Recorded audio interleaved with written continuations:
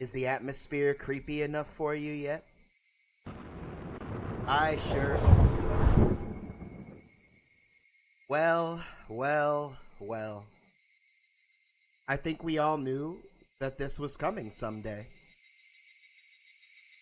I have to match the audio up right because I'm doing the talking. This is an episode that is going to absolutely destroy my voice. This is where we are. We're going to play Higurashi. And guys, I've put this franchise off. Here's my big confession, right? Because I have so many friends who love it. I've put this franchise off because I could never get into the anime. It was like really slow. Not that this isn't going to be slow. This is probably going to be slower. But for good reason, right? There's purpose in all of this.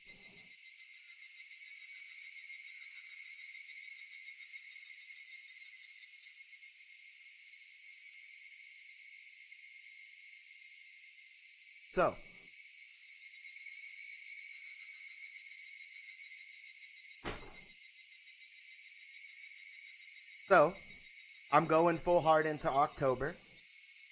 Um, my initial first thought was to like finish off Mafia, or I bet I have one more stream left in Space Marine. Like I wanted to just jump in and get these done and delete them.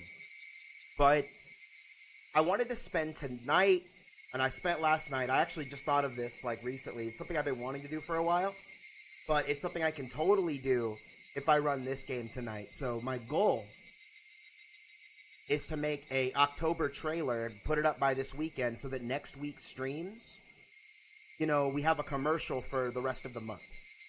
And then we keep pushing Alien Isolation. We keep pushing Higurashi. And we push some, we get to push some games that are like 2, maybe 3 streams and done, right? That's my whole thing. I wanna bury October as much as I can in horror themes and just different vibes while we can. Toss them out there, see what sticks.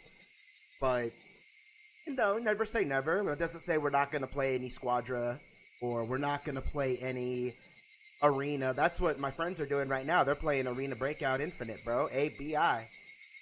On that. I could honestly play that. We had 2 6-hour streams recently of that. So, like, it's an addicting little game. For tonight, though, we're going to get our, not necessarily voice acting. I'm just going to be myself, right? I'll throw a little bit of, like, edge into it, but I'm not, like, professionally voice acting all the characters or anything, like, that's not what this channel's about. But let's enjoy, man. I found it so hard to get into Higurashi as a whole. So I just, I said, fuck it. Let's do what we do with things that we have a hard time getting into, right? Sword Art Online, prime example. I hated it. I couldn't get into it. SAO Abridged, awesome. SAO, everything about it. Cool concept, shitty delivery, right? So, I haven't completed the books, mind you, but I started the books, right? And just like other anime that I struggled to watch, but got really into the books, Reki Kawahara's writing really did stick with me, just like my youth romantic comedy. I forgot the name, very famous, prolific author name. I can't think right now because I just finished Murdering a Bowl from the Water Bottle Bong. We are probably breaking that out a little later when we need it. For now, I'm nice and buzzed up. I'm ready to get into it. But like I was saying, it's all about the author and what the original team meant, right? And the original development team behind this game, like as good as I'm sure the anime is, it's got a cult following for a reason. I want to get the source material out the gate, right? I want to really, the anime didn't work out for me. Could it work? Yeah, especially this time of year. I could easily watch the anime. But why not live it, right? All this is reminding me of is the other visual novel we have to play later. But we are going to continue your diary. We're going to continue. My enthusiasm for that shit was flat out murdered by YouTube, right? Like, I got a copyright strike on the VODs channel before it even had 10 subscribers. Like, this is ass, bro.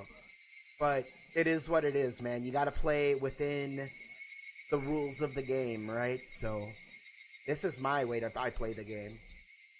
And let's do it. Let's play the game. Let's get the source material. I've always heard that this game is about the atmosphere. The sounds, like the ADR is supposed to be phenomenal. Everything about this is supposed to suck you in. So, let's get right down to it. Welcome to the world of Higurashi When They Cry. The Oni Kakushi arc will be the opening, inviting you into this world. Don't play tough. Please just enjoy life in Hinamizawa to the fullest. The difficulty is extremely high, but I hope you'll enjoy the reward. Isn't this a kinetic novel? What do you mean difficulty? Is it not kinetic? I thought with all the chapters and the way it goes, it'd be like, it's that fucking half a furry one everybody likes. The coffee cats. Nekopara. Like, it's not like that? It's not straightforward? Oh, jeez. Not lament. I will forgive you even if the world will not forgive you. Repeated. But please tell me, what will it take for you to forgive me? Frederica Berncastle. That Frederica? Is that like German? It could be Dutch, maybe? It sounds very European.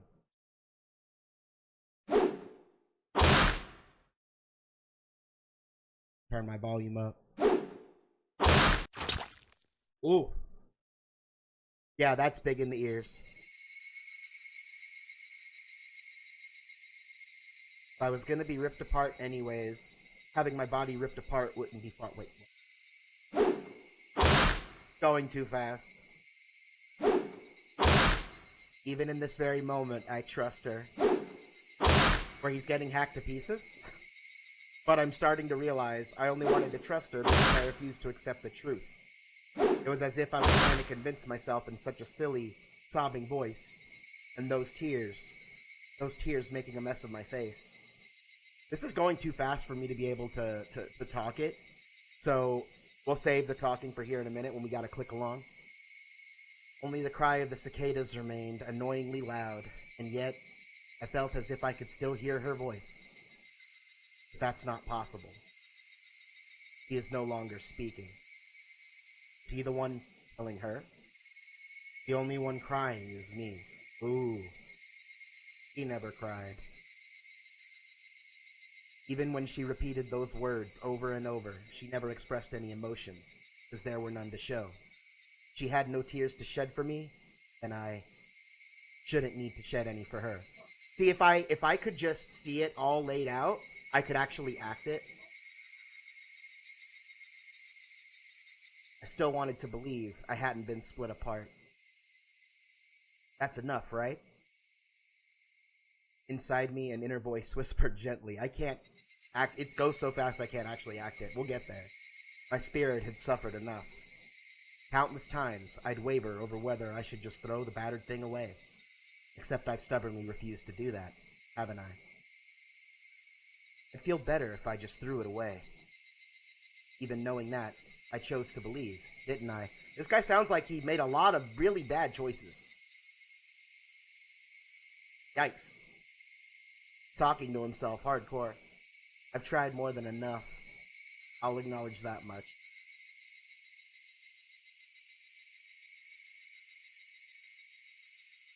Easy way out. Bro, you're not thinking of that. No, he's not gonna do that. Not on Twitch.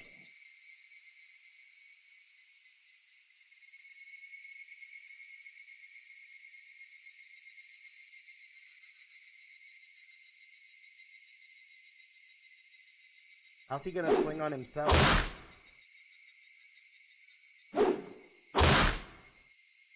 Am I missing something here?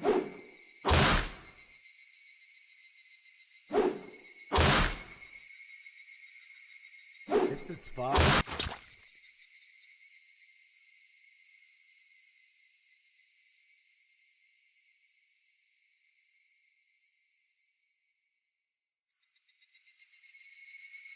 Holy shit.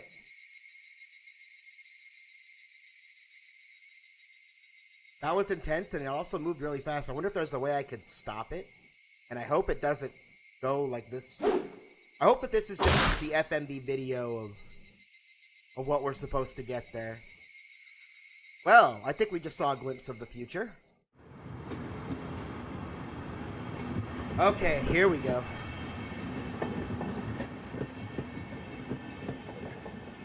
We get the audio down to a proper level. Test, test, test. Go grab me a water. This one's gonna be big on the voice. I don't know how long we'll stream, but we're gonna go for it.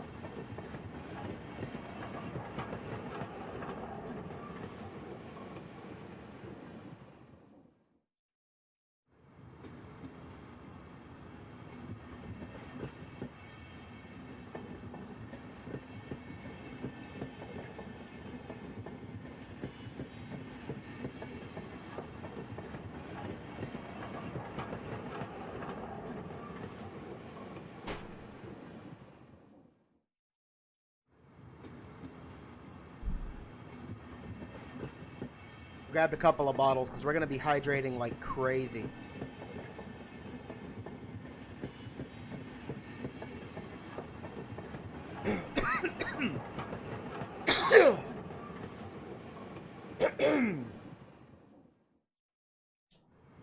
Has this train sound just been looping?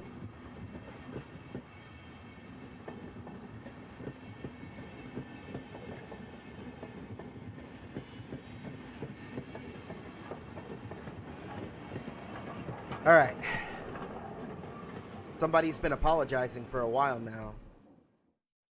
I wonder what she's apologizing for. It felt wrong to eavesdrop, so I tried to ignore it. It had been a while since I'd last went to the city. I only returned to attend the funeral of a relative. Even though I'd lived there until last month, I found the bustle of the city to be overwhelming. Those skyscrapers and the multi-lane roads. The melodious cacophony? Wow. Is it cacophony? Or is it cacophony? I have encountered that word like once or twice when reading books. I'm gonna say it's the melodious cacophony of the crosswalks. Why did I want to read it sidewalks? Maybe I shouldn't have smoked before this one. Bid your love goodbye. I guess that's like the prologue. Even the campaign speeches blaring in front of the station felt nostalgic. The place where I live now isn't near... fuck me. The place where I live now isn't nearly as lively. There's only the chirping of locusts and the babbling of brooks. And the cry of the Higurashi, the evening cicadas. That makes sense. I was wondering, like, Higurashi had to mean something, you know?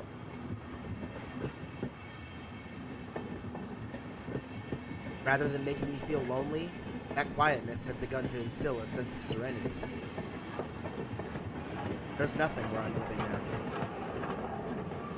I don't just mean there aren't any burger joints. There aren't even vending machines. No music stores, no restaurants, no arcades. Even an ice cream parlor would be unlikely. The nearest town has some stuff like that, but it's an hour away by bike. But come to think of it, it wasn't really a big deal. There were music stores and arcades and ice cream parlors, but it wasn't like I ever hung out at any of them. I'd lived in the city for 10 years and never once been to an ice cream parlor. I should have gone at least once. It's only now that I'm starting to regret that a little. You don't know what you got until it's gone. Even, you know, something as simple as going out for a snack, bro. Going for a little treat. Somebody's still apologizing. Who's she apologizing to? She's apologized so much, so just forgive her already. There's no reason anyone should ever need to apologize so much. I mean, bro, you live in Japan. That's kind of a big deal. I started to feel a bit annoyed at whoever was refusing to forgive her. No matter how bad the mistake, there's nothing that can't be forgiven. There's no such thing as an irreparable mistake. I don't know about that. I just need to be more careful next time. Still apologizing, even now. Then, has she really done something that can't be fixed? There's mistakes that can't be fixed, bro. They exist. I have no idea what she's done, but if it can't be fixed, then that's all the more reason to forgive her. No matter how much she apologizes, nothing will change. But even so, she keeps apologizing in such a heartbreaking voice. Hey, you, the one she's apologizing to. Why don't you just go ahead and forgive her? Bro, you said that already. They repeat themselves a lot in visual novels. You know what I mean? Like when you're in the character's head. A lot of them, like, you know, protagonists, they tend to do the same thing. It's apologizing in such a pathetic voice. Oh. I think she's talking to him. Oh, no, that's his dad. Okay, that explains why there was no voice cue.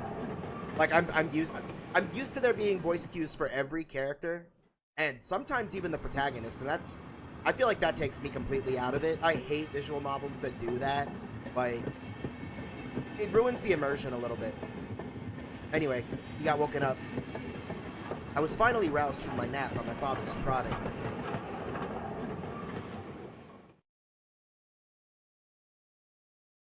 And this is also, like, you can see the old school backgrounds. I think in this particular version, it's old backgrounds with newer art.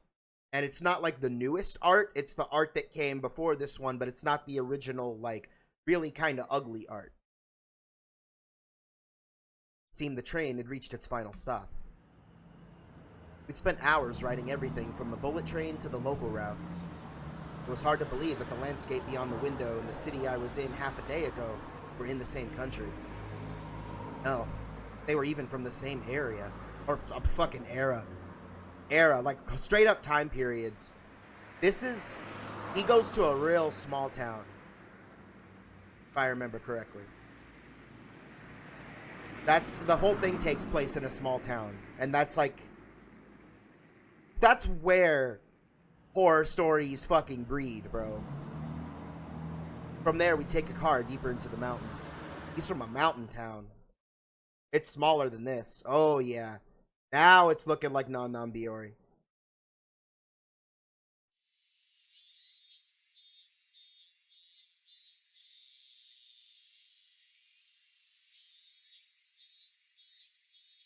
Past where the dense forest encroaching on the mountain road suddenly opened up. It's a mouthful. There, where I live now, Namizawa.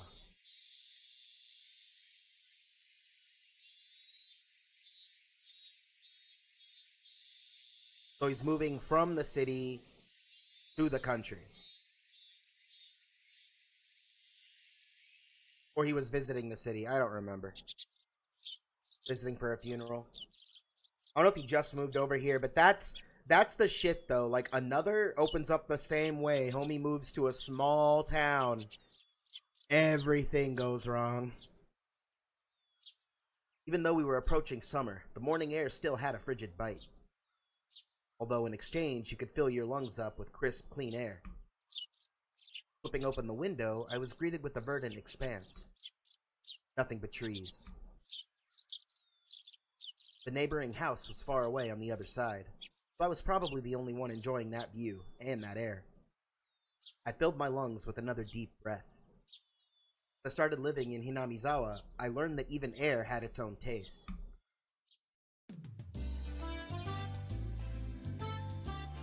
Now we're in lighthearted school comedy, which is where I think a lot of the opening portions of this game stand, right? Like, everything needs to be... It needs to lull you into a false sense of security after a prologue like that. But just the music and, you know, you got the chirping and the cicadas, right? Like, the atmosphere's definitely there. I finished getting ready for school and headed downstairs for breakfast. My mother was the only one there. My father was nowhere to be seen. Probably at work, bro. He was probably up working until the early morning. Dad had a rather unconventional job as a painter. Such a laid-back profession. Get up when you want, sleep when you want, and work when you want. I was so jealous of that easygoing lifestyle. I even wrote for school that I wanted to be a painter when I grew up. Dad was ecstatic about that. It was just because it looked easy. I'd never tell him that, though. Mom laid breakfast out on the table. Seaweed, pickled vegetables, raw egg, and grilled salmon. My mom was such a good cook, it was scary. A perfect, immaculate, ideal breakfast. At least in Japan, it is. Unlike my dad, who didn't even know the meaning of the word schedule, my mom never squandered any time or effort. She hummed a little tune as she brought over the miso soup. It seemed like she was in a good mood today.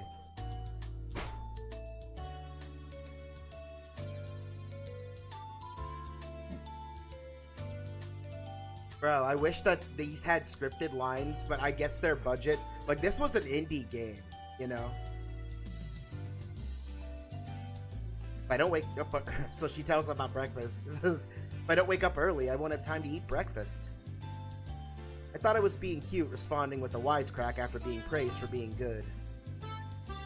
Full bowl of rice, or half will be enough? Pile it on. Yep, Keiichi wants to fucking go. First, I savored the steaming hot rice with the seaweed. After that, I covered it with the egg. Between bites of rice, I enjoyed the crunch of the pickles. Not bad at all.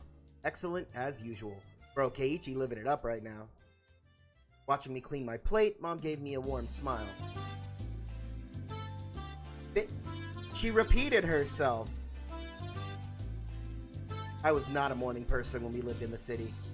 I slept right until the last minute before school and rarely ate breakfast. He was one of those fucking Sailor Moon, Yui Hirasawa types who needs to grab a piece of toast as he's putting on his shoe and eats it while he's running down the fucking... That's such a typical thing. I feel like that's the kind of character that I like too, is very fuck it, last minute, procrastinating, like kind of like myself. Terrible habit, you know. Break it if you can, but shit's rough.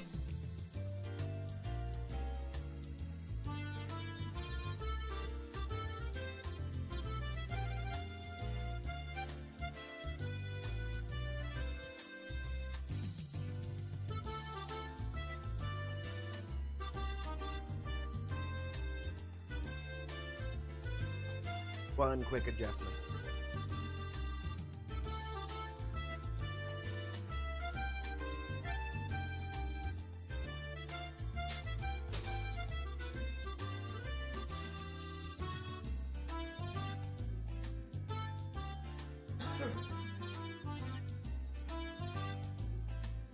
I realized I'm probably going to get pretty loud during this one, so I figured I'd close the window.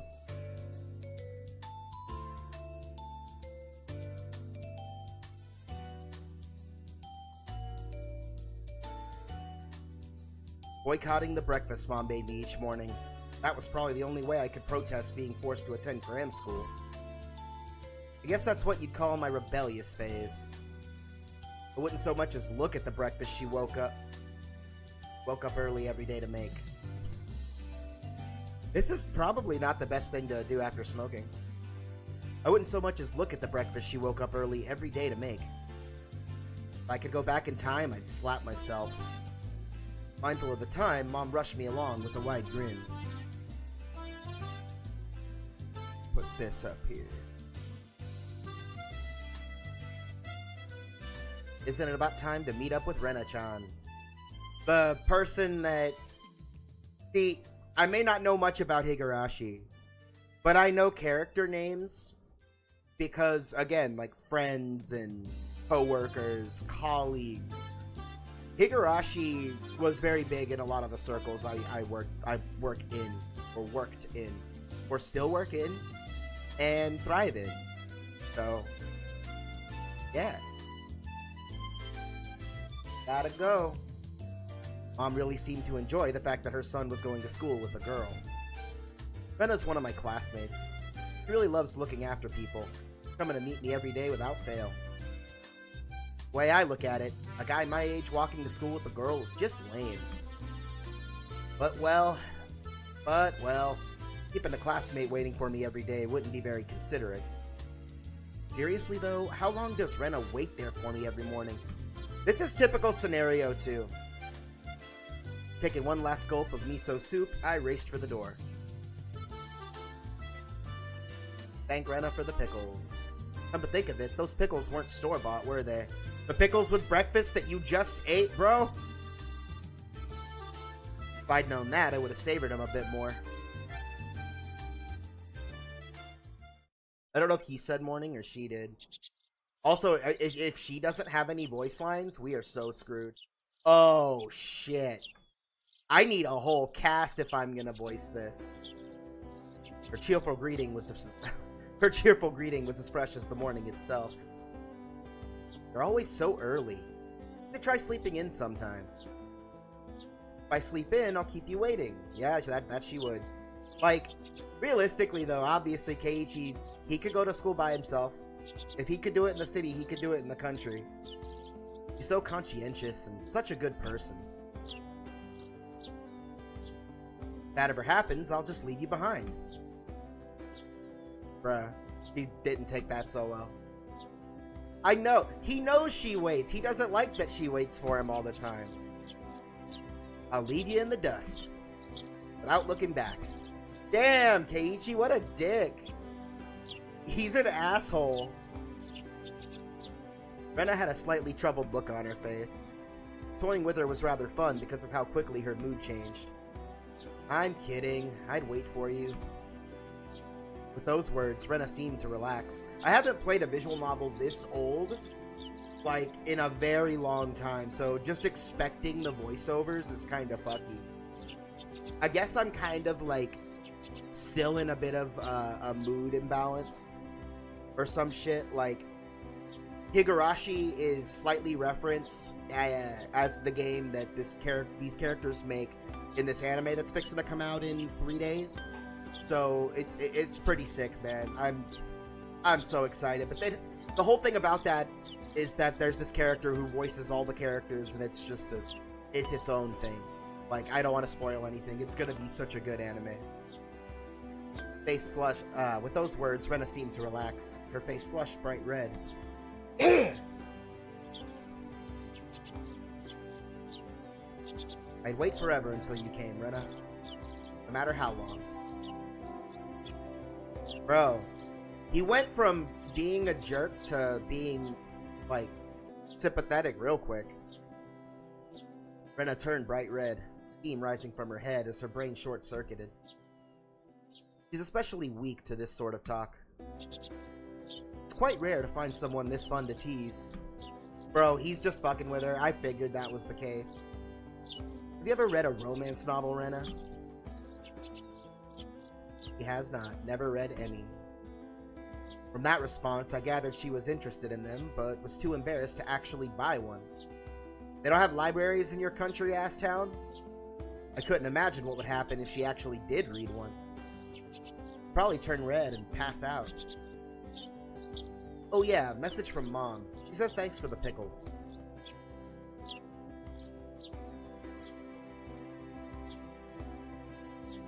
I don't even think he could tell if the pickles were salty at all. You know? They had a pretty light flavor to them. Would have been fine to just be honest and say they were good, but apparently I couldn't be that forthright. I'd like to ask something before that. You the one who pickled them, Rena? Or was it your mom? That is an interesting question. Maybe like... I mean, he said that they weren't perfect. Bruh. She knew she oversalted them. Was it you, Rena, or was it your mom? They're just going in circles right now. Depending on who made them, my opinion of them might change drastically. What a douchebag. Counted frantically on her fingers, trying to remember the amount of salt she'd used to pickle them. It wasn't like I was trying to tease her, but I couldn't stop myself. Guys who take pleasure in this kind of thing are probably the worst. Guys like me. Rena nervously opened and closed her mouth over and over, trying to muster a response. And see, this is where... Figured. Go figure, it was Rena. No, like, this is where I have this weird, like... I like protagonists like that when they're done right. If they're not done perfectly. Like, I haven't had enough time with this guy to see if he lets off the kind of vibes I'm thinking of. But, like, my mind goes to Kotaro in... Like, he's an interesting protagonist, but being a dick is his character. Like, he's something else, dude. Rewrite's a really good BN too, just saying. Delicious. Pretty good, just like the last ones. They went perfectly with the rice. Again, little too salty, but he's not gonna say it. He's too kind. It truly was a lot of fun to tease her. I pray that Rena never gets taken advantage of by some lowlife. Keep at it, Rena.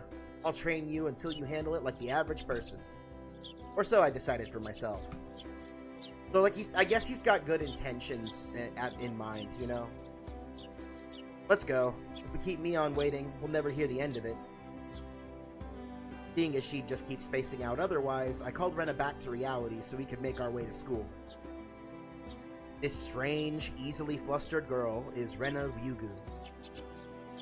I've only known her for about a month, but I've come to realize it's not just her name that's strange. I'm assuming at these characters' ages, it appears to be middle school, most likely. Loving that music change, too. I only got like a brief second of the track before I took my headphones off, but that looks pretty.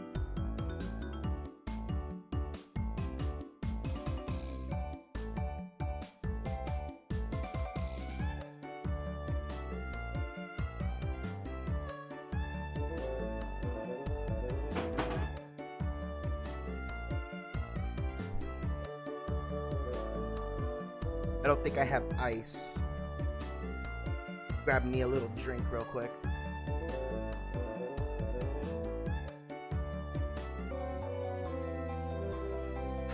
I'm re-upping my mixers tomorrow, so I'm gonna be drinking pretty heavy 1-1 ratios.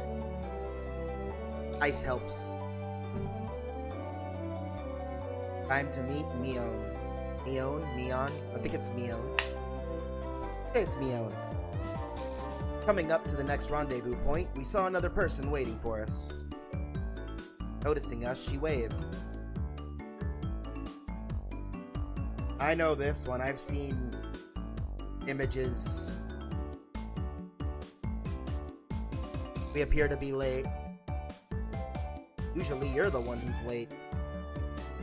Stark contrast to the, or maybe Rena said that, but judging by the explanation, it's Rena. That's the other problem, is that you have to wonder, like, the voice acting is going out down the tubes. Like, I'll still try, but nah, I don't think I ever really tried. In sharp contrast to the diligent Rena, this one marched to the beat of her own drum. I bet I'm gonna like this character. She's Mion Sonozaki. For what it's worth, she's our senior and head of the class.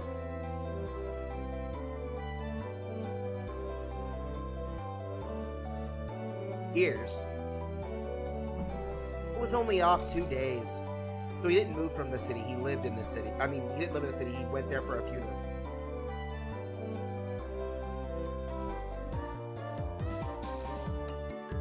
Bro, 2 days? Neon's gaze started at my chest and then look. Neon's gaze started at my chest, then dropped straight down, focusing on the point between my legs.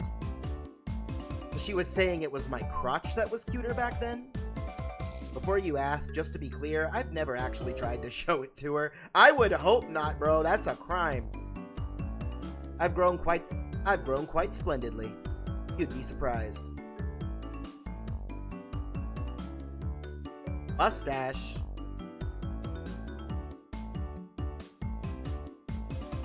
I can't tell who's talking.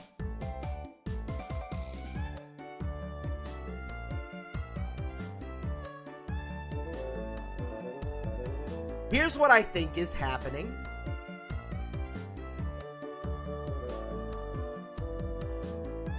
I think he's talking about his pubes.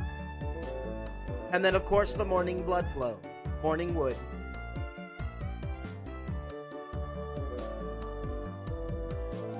And she just straight up's just like, fuck next time, whip it out.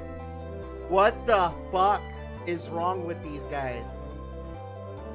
Jesus fuck, these country kids have dirty minds, at least she does. But, checks out. I don't think I've ever heard talk so dirty you could smell it fouling up the morning air before. Mion sure does act like an old man sometimes.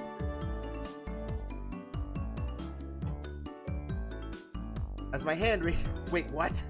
He said that? Gotcha.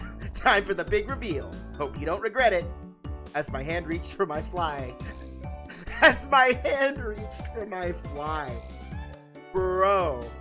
Brenna began to ramble in a near panic. Bro. He's too innocent for the joking. This one, though, you gotta watch that one. Red-faced and flustered, Rena tried to play dumb, but it was obvious she knew exactly what we were talking about. She wouldn't be red-faced if she didn't know. Yeah, no shit. Neon switched gears, dropping the dirty talk and changing the topic to something more befitting of the pleasant morning. Asking him about his trip to the city for a funeral. Chonkers! What the hell? Why?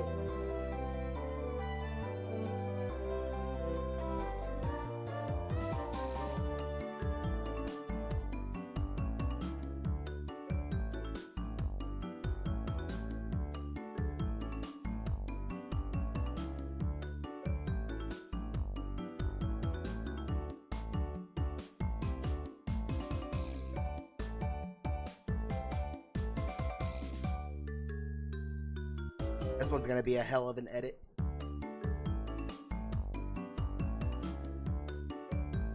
I only went for a funeral. Didn't have much time. Look for it? Look for what? Uh-oh, she asked him to bring something.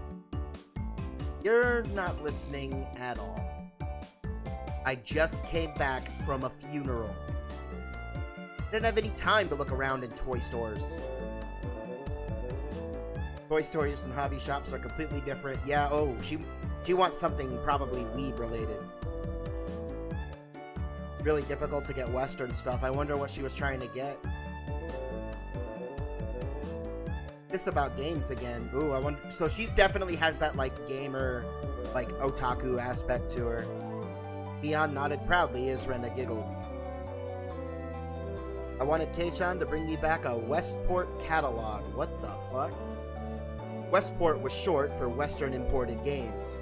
Using that abbreviation did make it sound pretty geeky. I'm assuming that this is like early 90s, so they're talking about like maybe NES, Super NES, Super Famicom type shit. Maybe Genesis, you know, Mega Drive, but maybe. I actually don't know what year Higurashi takes place in. That's a good question. That's one for Google if we don't figure it out through gameplay. You could just get them. You could.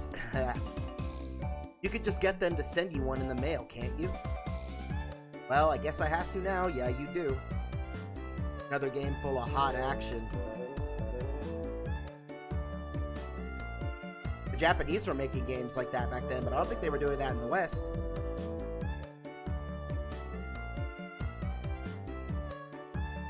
Oh, not even video games. I'm wrong. Mion is a board and card game enthusiast, and I hear she's collected quite a lot of different ones. According to Rena, Mion's room has kind of become a museum for domestic and foreign games. Game you think I'd understand? Let me play too. Rena? Hey-chan's up for it. I warn you though, we're pretty tough. I guess he games with her a lot. Because he did say that, he did allude to playing games with her already.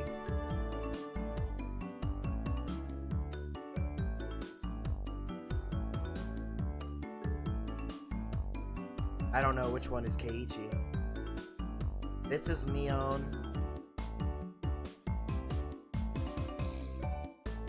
If that's Keiichi, and that's Mion again? I don't know. Unless that's Rena? Yeah, it's probably Rena boasting. Bristling with joy from head to toe, Rena looked back and forth between me and Mion. Mion gave her an affirmative wink, and her expression perked up even further. I thought boys preferred playing outside more, so I figured you wouldn't want to. I mean, when I was younger, we definitely did, but that's because there wasn't anything to fucking do inside. Now, you have all of technology, right? Walk outside. You really should get outside though. It's good for you. Get sun. That's vitamin C. Get your walking in. Get some fresh air. Especially out here in the woods, you get fresh as fuck air in these mountain towns. From such a friendly conversation, you wouldn't think I'd moved here less than a month ago. Oh shit! He did move here. I was wrong. We're gonna learn something every couple of clicks, dude. I understood that they did all they could to make a transfer student like me feel at home. I'll have to try harder to fit in, so they won't feel like they have to try to make me feel welcome. He transferred to the mountain town. It is another! I don't know, I wonder if he lived here when he was younger at one point, or if he visited. Because that's another thing too, especially with visual novels, it gives a character a reason to get put into this world, right? It's a great plot device, is what it is. Canon, for example, right? Yuichi, Keiichi, Shuichi. There's a lot of Ichis in the fucking visual novel world, huh?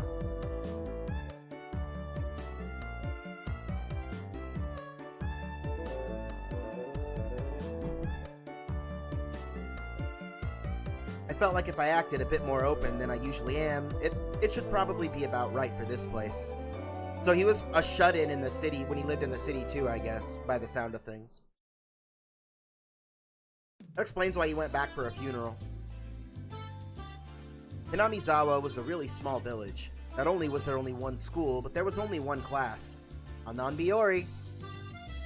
That class encompasses all different grades and ages. It's Montessori style, bro. There are about 30 students at different levels, and they all study in the same class. They wouldn't all be at different levels. They're of various levels. If they were all different levels, then it would be 30 different grades, and that's not how school works. So, take that, grammar. I'm told that long ago, there used to be a bigger school building, and they had actual separate classes. However, it seems something happened that made it become a single class, and now it stayed that way out of tradition. I was shocked at first, but humans adapt pretty quickly. I've already gotten quite used to it. The sound of children playing started right from the morning. Such a lively mood, it felt more like a kindergarten than a proper school. Not that that was a bad thing. So, that explains it. He seems about middle school age. Homegirl there is his senior. She's probably end of middle school, maybe early high school. But because of the way their town is, right, they're gonna have from kindergarten up. So he's got a bunch of, there's probably a good chunk of that class is in elementary school. Maybe a quarter of it, right? Hard to say, man, because like in small towns like that, you'd think they'd probably rush education so that the kids could help work on the farm or, you know, get into the family business, whatever it be. Because a lot of the businesses out there, usually mom and pop shit, right? Like there's not corporate crap. They need people to do stuff. But that's another reason for getting people to, you know, go to the city, go to college, and kind of make something of yourself. That was one of the characters in Non-Biori, right? Where you have the opposite side of a character moving to the city. So it's vice versa. It's a very easy plot device to set up, whether it be anime or, you know, VNs in general. Just easy storytelling is what it is. It helps that the mountain town is creepy and it adds to that vibe, despite the, you know, campy N64 sounding music, the real anime chill vibes happening right now. Now they're fading away in the distance for the looping track. You're actually supposed to... You know, I don't think you're supposed to make it to the end of these looping tracks, but... Then again, this kind of game is really not meant to be streamed, right? Like, it's a book.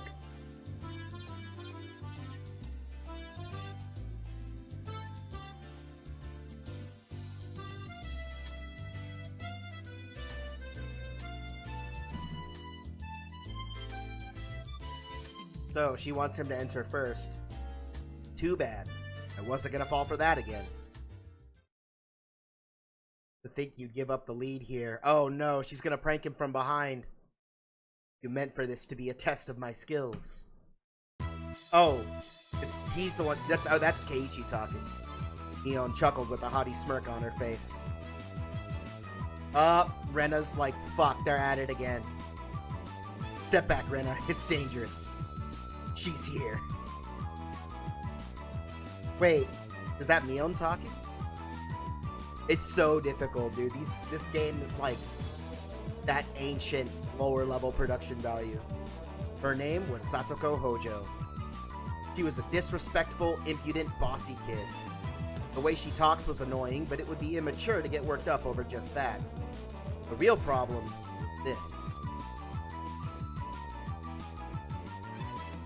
Quite the obvious trap. A blackboard eraser wedged in the door. Classic anime prank.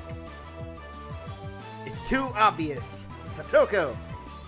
A haughty laugh came from beyond the door. Yup, you were defeated. No, this is Satoko we're talking about. I doubt this is it. After falling for such intricate traps since the day I transferred, I no longer let my guard down. Bro, he's been getting bullied by a kid? Satoko liked to combine a variety of traps. Traps that were simply there to bait you into the main one. Traps that relentlessly kept coming at you like a sadistic Rube Goldberg machine. The list goes on. As well as being clever, they almost never misfire. Bro, is today gonna be the day? I bet Keiichi's about to get pranked. When you least expect it, she strikes. No escape, no time to relax. By the looks of it, this eraser is normal. No rocks or anything in it.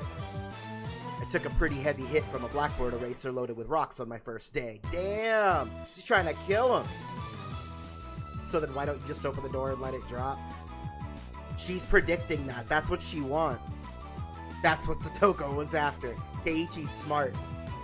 Making me focus my attention upwards, so as I lifted my hand to the door, there were thumbtacks stuck to the sliding door handle with tape. A frightening trap. Bro, she's trying to bleed him out. Concealed by using the blackboard eraser. An impressive combination, Satoko. But in the end, nothing more than the trivial machinations of a child. Assured of my victory, I threw the door open and stepped into the room.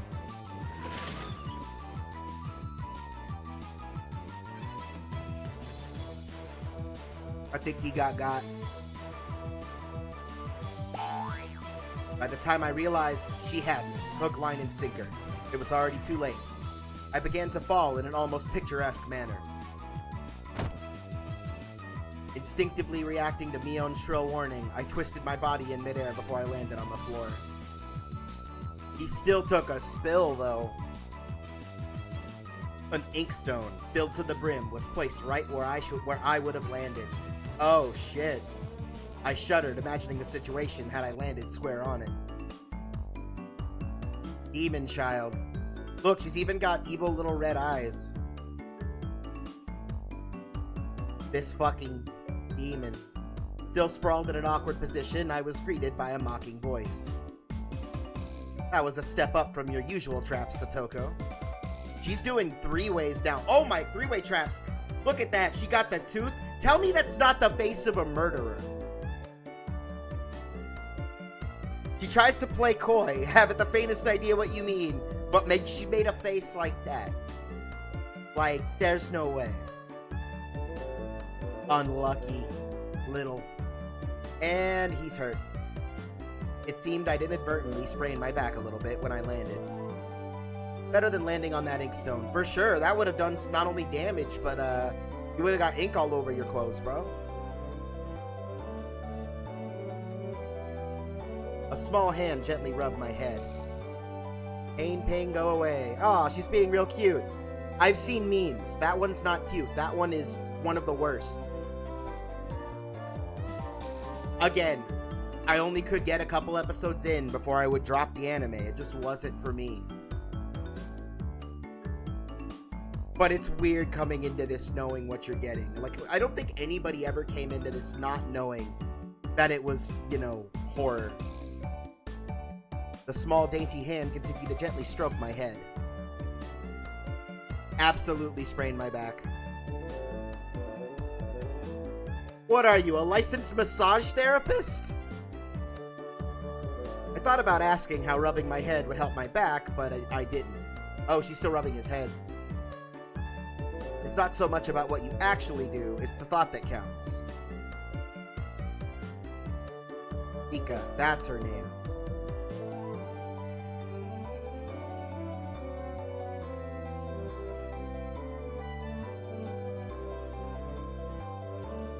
Rika-chan greeted each of us with an adorable little bow. She's too innocent, bro. Like, anybody would probably see that she's one of the really bad ones. So much better than Satoko. I glared over in her direction. She was whistling while rather deliberately trying to avoid eye contact, being a little fucking punk. And an eavesdropper, like she's listening into the entire conversation at that point. The very model, my ass. A good girl wouldn't set those nasty traps. Lies and slander. Deny, Satoko. Bro, she's asking for... She wants the evidence. I picked up Satoko by the back of the collar. Oh shit, he's got her. He looks like a misbehaved cat when I do this, just like Chonkers. But a cat wouldn't be setting traps. He's much harder to deal with. Beg for forgiveness all you like. He should hang her on the fucking coat rack and leave her there. I cocked my index finger on my thumb, letting it tremble as I brought it closer to Satoko's forehead. Oh, he's gonna flick her. The index finger cocked on the thumb. You let it go. Forehead flick. Against violence, you could have actually broke his bones with that prank. Like, what if you would have fell and landed wrong on the ink thing and, like, broke something, dude? Just so you know, my forehead flick really hurts. It could split plywood right in half. He is kinda Kotaro-esque. I like his attitude. He's growing on me, Keiichi. There's gotta be better ways, though.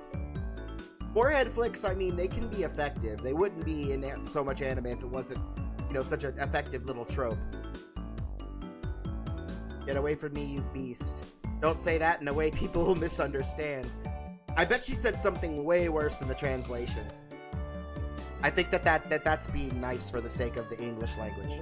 Kind of like the penis and pube jokes from earlier. The boner jokes, the morning wood. I don't know what I expected with this game, guys. This is gonna be one for the ages. A small hand tugged on the back of my shirt. I think Rika's trying to interject. She's been lonely since you were gone for 2 days. That's what it is. She just missed the attention she got. How could I do anything more after being told that? I gently released my grip on Satoko, who at this point was on the verge of tears. She still had her eyes clamped shut, as if bracing herself for the forehead flick. I still say you should have flicked her forehead. You know? Fucking needy little sister type aside. Still, flick the fucking forehead. She could hurt people. That kid needs discipline.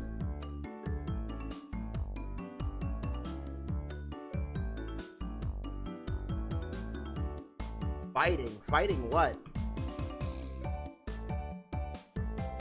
Bro, in the end, I bet he doesn't even flick her forehead.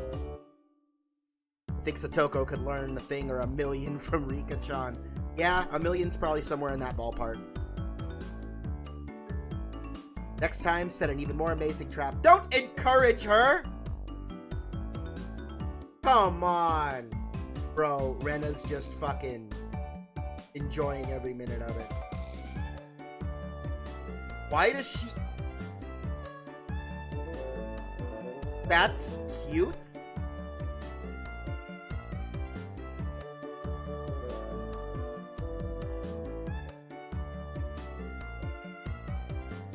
Bro, she's trying to kidnap all the lollies in the class.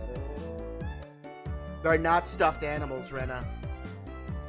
Also, the cute with the Y and the K and the show, that pisses me off, like, on a mental level. Like, looking at that, seeing K and Y together, my mind goes to kryptonite.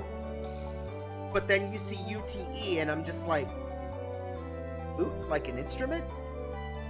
The fuck? Like a lute or a flute? The spelling just wacky. No, Rena, you cannot imprison children. That's not how this works. Rena kept a cutesy face even as outrageous ideas spewed from her mouth. According to Mion, Rena is ridiculously weak to cute things and always tries to take them home. Yeah, she looks like the type to, like, rescue animals off the fucking side of the road and shit. Object or person. That's not good, man. Stealing is bad, but abducting people is even worse. Give it up. That I could just look, oh, that's not good either. Like, cute or not, don't leer at children. That's disturbing. Rena swooned over Satoko's crying form. If a girl ever goes missing in Hinamizawa, I'll be forced to turn Rena into the authorities. Little do you know, Keiichi. Little do you know. I think there's a lot of reasons why Rena needs to end up with the authorities. And probably Keiichi. And probably every single person in this fucking crazy town. I can't wait to get into this, dude. I want to finally see the other side of this. Like, if the anime didn't do it, this is where we land. Forgive me, Rena. I'll be sure to bring you care packages when they put you away. I'll come visit you in prison. The teacher's coming. Yep. So, it's really interesting. This teacher is good. Like, the one in Nanambiori, too. Like, she's got to teach middle school, high school, and elementary school. So each of the kids, like, probably have their own curriculum, each student. Get the high school students together in one section. Like, that's how I would do it, is section them off and just one by one go through them. Like, I don't know, man. I remember I was in a Montessori school for a very, very brief period as a child, and it was weird, but they had, like, teachers, multiple teachers, and, like, teachers' aides in the room. Like, it was a lot about, like, older students teaching younger kids too. Like, it was very communal and very weird, but it also was better than anything in the public school system. So, you know, it is what it is. Yep, better get that inkstone out of the way. Just from Mion's single statement, the entire mood of the room shifted back to normal. The inkstone was bad, but the thumbtacks stuck to the door handle were an even bigger problem. If the teacher gets pranked... I pulled the tape off carefully, making sure not to skewer myself. Yep. Even though Satoko was the one who set it up, everyone had to pick up after her. By the time the teacher entered the room, the bedlam from before had been neatly tidied up.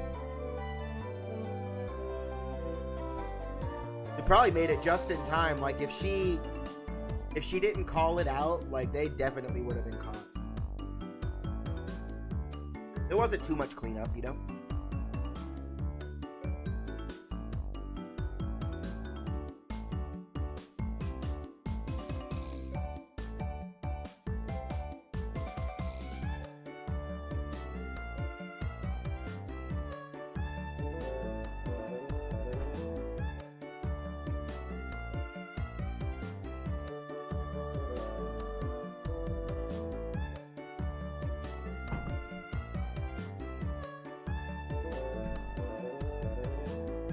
Time for the bowing and saluting of the teacher. A show of respect, but also kinda wacky.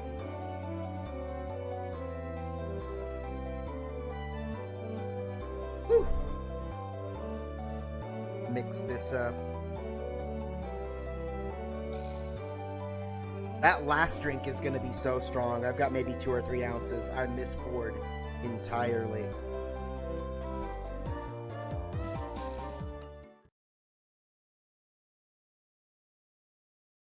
I think I went too much on both. Last night I did a perfect like 4 to 2 ounce ratio, a 1-2 pour. Got 3 beverages out of a single can of soda. It's difficult being the teacher for all these different grades in one classroom.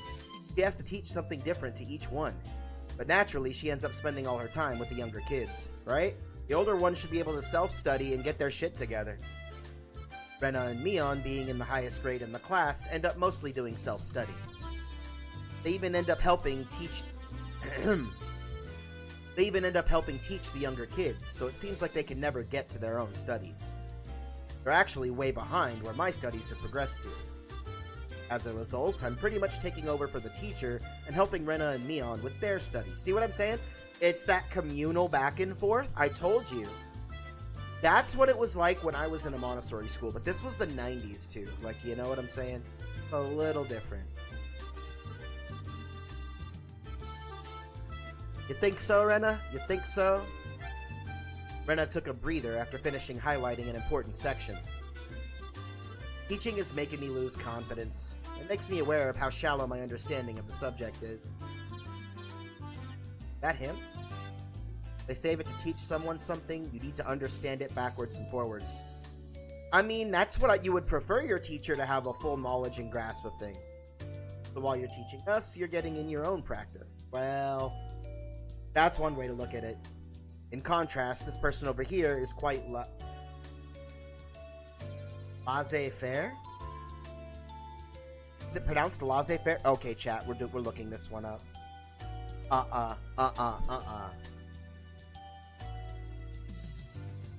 How's this pronounced? Laissez-faire. Laissez-faire. Laissez-faire. A policy or attitude of letting things take their own course without interfering. Laissez-faire. Laissez-faire. That's how I've always pronounced it. This says laissez-faire or laissez-faire. Laissez-faire. Laissez-faire? Laissez-faire? I guess there's different pronunciations. Is this a fucking French word? It is French! God damn it. For one, isn't she supposed to be in a higher grade than me? Look, Neon, this is for your own good. If you don't take this seriously, there'll be trouble later on. These marks, bad grades. Bro, I mean, she's honest. She's not trying to get into a good college.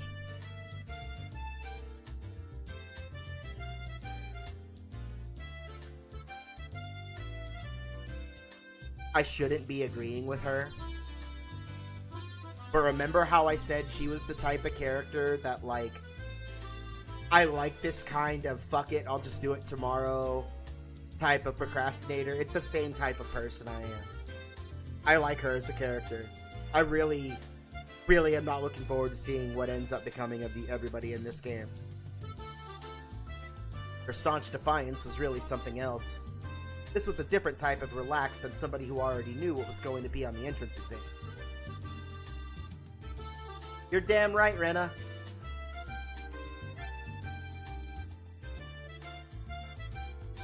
I'll make sure you guys get accepted into a good school. I mean, Rena, I could see... Occupation? Housewife.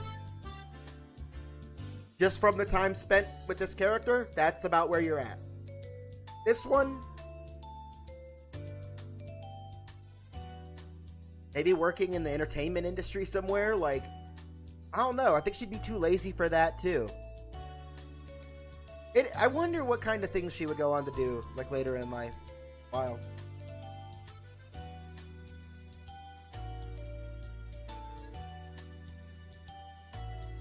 Oh, he's teasing her more.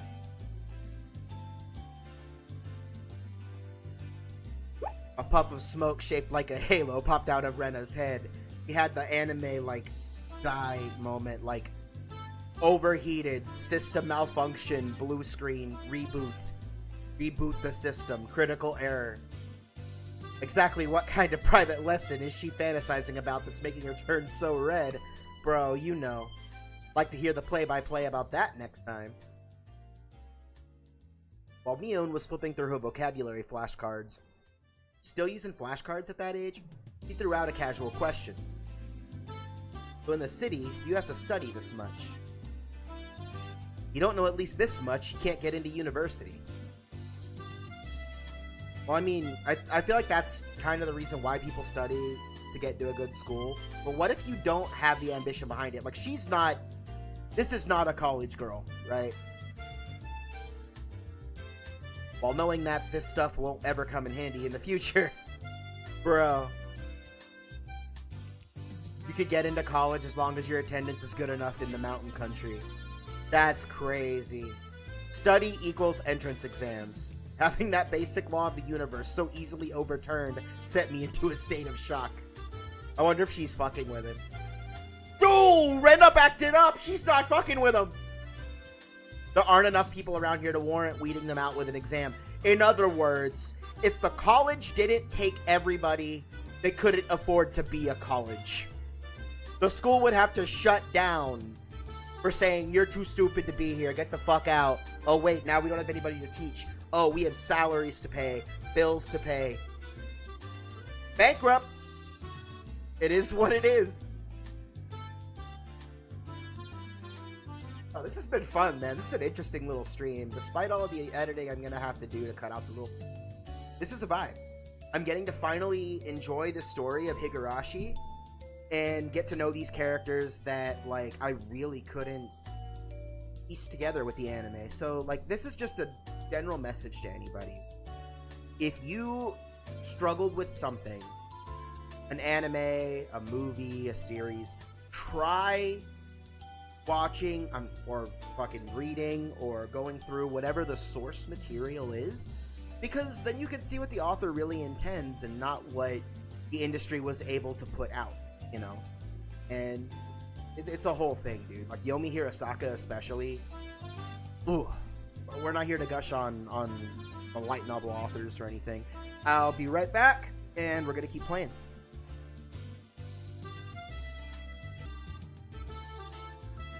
I think that's only my real only regret, chat, is not having another mixer. I've got some Mountain Dew, like Warcraft, Blackberry, Citrus, which I can mix. But between this soda and then drinking that soda, I'm gonna be way too, like, over sugared and over caffeinated to focus, I think, bro. Because one of those Mountain Dews is, like, damn near a monster. It's like a 12-ounce Red Bull as far as caffeine content, and then more sugar. Way more sugar. That's crazy, dude.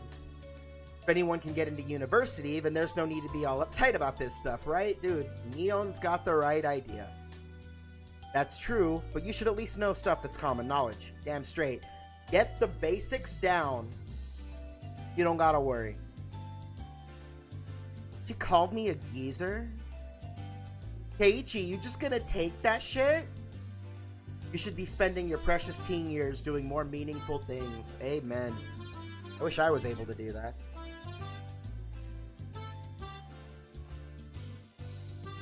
It was too profound a statement to simply laugh off. She right. Enjoy your time. But since it was Mion, it probably didn't actually have that deep of meaning. I wouldn't put a lot of stock in anything she says. She's a real joker. In place of a chime, the sound of the principal waving a handbell drifted through the classroom. They fucking don't have an intercom system. They just, like, well, this is what's my job today? Walk down the hall, wave the bell so that everybody can go home? Dope. What else are you doing? Unless some kid fucks up and you have to rule out, like, disciplinary action, like, dish it out. Principal in a fucking 30-person, one classroom, one teacher school. What's the point of a principal? Lunchtime, let's go. In a complete 180 from her unmotivated state, Neon gave the commands that signaled the end of the morning period. Lunchtime. Bro, star? How do you pronounce star? I might have been making a very troubled face.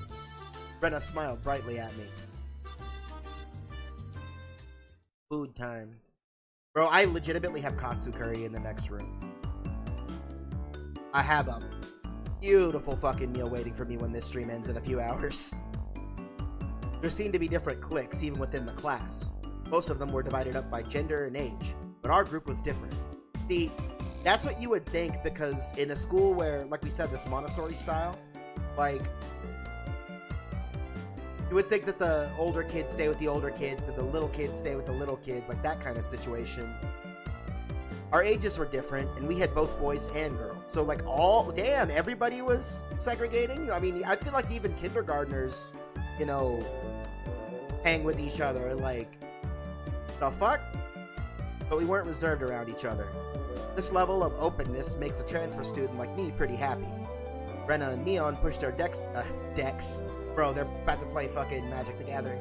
Brenna and Neon pushed their desks together so they were facing each other. At the same time, Satoko and Rika-chan were slowly lugging their desks over as well.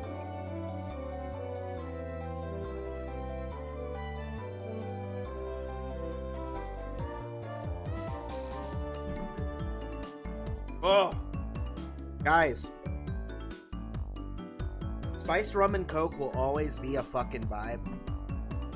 It's not great for you. Drinking is not good for you in general, but the sugar and the corn syrup and the diabetes fuel in a Coca-Cola. That's why, like, I do 3 drinks with 1 can. Because I don't want to have more than 1 can because I might actually die. Bread crust like some sort of destitute plebeian. What is this little bitch's problem? This is the meanest lolly I've ever seen in a fucking visual novel, bro. Why don't you just show it to us? Come now. Even though Satoko was hurling insults at me, she still wouldn't open the lid to her lunchbox until I was there. I bet her lunch sucks, bro. I bet that she's gonna mooch off of some of Keiichi's lunch. I pulled out my lunchbox swiftly and dragged my chair over to join the circle. Heh, sorry to keep you waiting, huh? Kept you waiting, huh? I think is the line. I don't know. I should stream Metal Gear, but October, we're in the fucking mood, man. I'm trying to push for like a pumpkin, like, fall, themed beer, you know, for tomorrow's episode. Because we're gonna go, find tomorrow's episode out in the wild. Civil Craftcast tomorrow at 8 p.m. chat. I might pre-stream something beforehand, maybe some Arena, maybe some Dragon Ball. Find out. Well then, Representative Me, please give me the signal to start. What are they doing? Do they do some kind of lunch thing? At first, this was kind of embarrassing, but I got used to it pretty fast. At this point, I probably wouldn't even open my own lunchbox if someone else was too slow. So they all open at the same time, I guess, is the thing. Our ages and genders may have all been different, but we were all friends. Itadakimasu.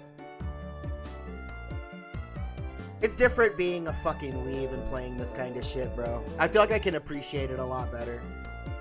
The sound of our little 5-part chorus echoed beautifully throughout the classroom.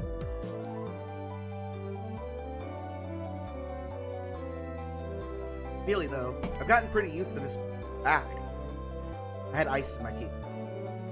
I've gotten pretty used to this group made up of all girls. Hell yeah, bro, you're in a fucking harem. Live it up. Of course, there are other boys in the class, but they were a lot younger, so they were scared to approach me. Damn, no dude's his age. Well, that's to be expected. Younger boys just see older boys as scary. Compare that to girls, well, at least these girls aren't picky.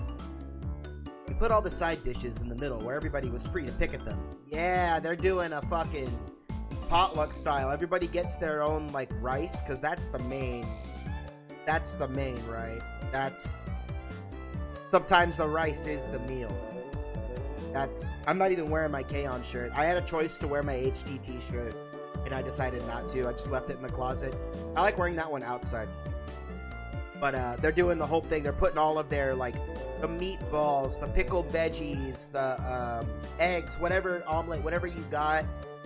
Like, they're putting it all in the middle and doing a whole thing. That's pretty sick.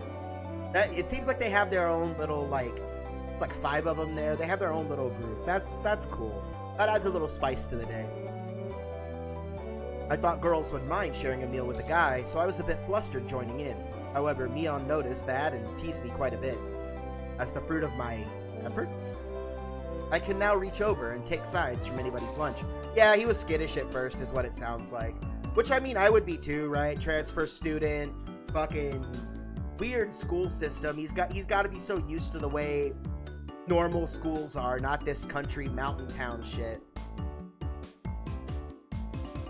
Extra extravagant. Bro, she's gonna fucking sneak off all of Keiichi's sides. This is a mischievous little brat, bro. Oh, she's eyeballing Satoko's lunch too. Oh no, that's probably Keiichi. Is it Madame Satoko's lunch extravagant? He's looking at her shit. The stewed stuff has a nice look to it. Rather trendy. Buying into the fight that Satoko was starting. Oh! Okay. If I read it wrong. Again, it's context really hard. They're having a lunch war. That's why she was really waiting for... That's why she's been shit-talking this whole time. They're trying to figure out who's got the better stuff. Buying into the fight that Satoko was starting, our chopsticks locked in a cross-counter, stabbing into each other's lunch. I mean, isn't that what you're doing anyway if you put all your side dishes in the middle? What are you stabbing at? Each other's rice? Taro. Ooh. Taro, man, you gotta... I'm very indifferent to sweet potatoes. Like, I could take them or leave them, but, like, they gotta be done right.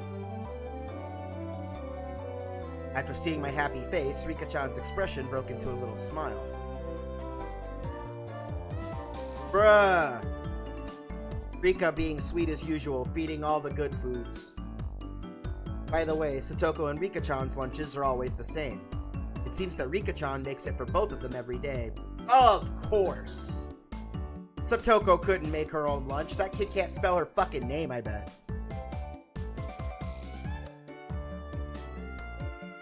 She would be a good fucking cook. She's gonna be the perfect little character until she's not.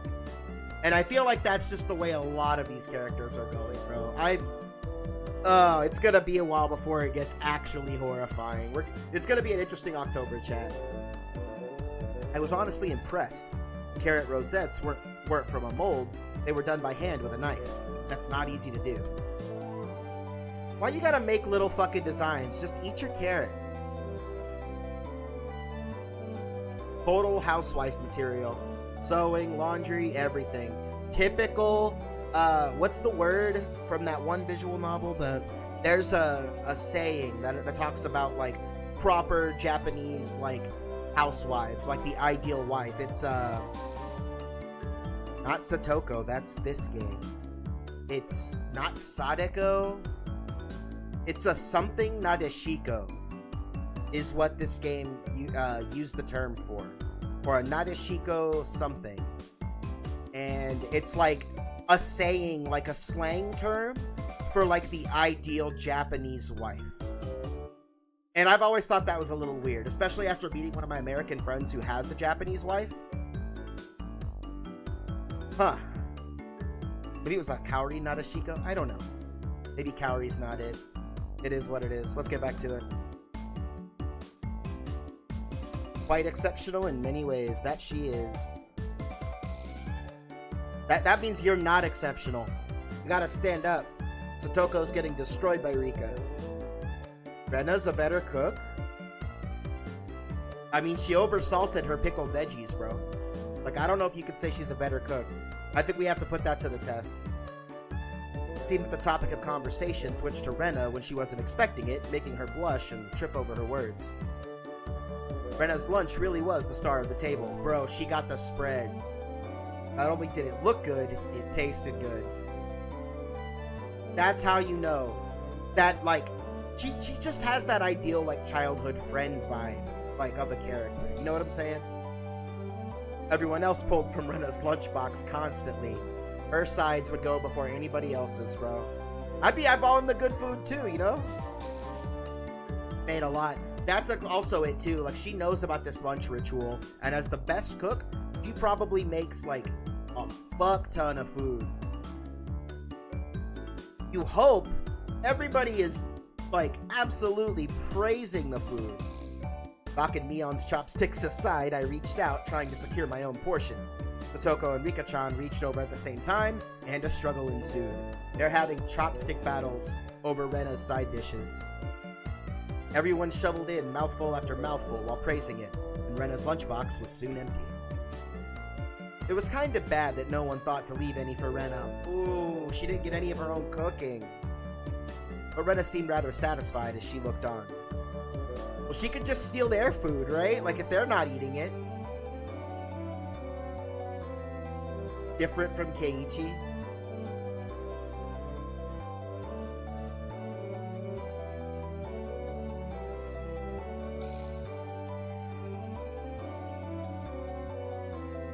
Bro. Did she just insult this kid's taste buds? Damn, Neon, that's some low-hanging fruit. Toko's face went pale. Bro, maybe she doesn't know the difference. Smoke weed every day. Hey, what is that? The music popped just in time for the raid. What's going on? Welcome, Raiders. Appreciate you, Sleepy. Been a while since I've been over to that channel. Hope you're doing good. Hope you had a really good stream. I don't have any kind of shout out system, but guys, go follow your Sleepy Witch. It's not every day you get raided by a VTuber, so thanks, I appreciate it. It's October, man. I'm in a horror and like spooky mood. Last night we started Alien Isolation for the first time, so we're gonna be playing that all month. Now we're doing Higurashi, and we're gonna be playing this constantly probably for the next year or two if I had to guess, because there are so many chapters to Higurashi. But we're vibing here, man. Hopefully you guys enjoy. If you like anime content, be it reviews, previews, like just me gushing about bullshit, MMOs, gaming stuff, check out my YouTube channel. That's where I do the majority of my creating. But I appreciate you guys. Thanks for joining, Raiders. Let's get back to it.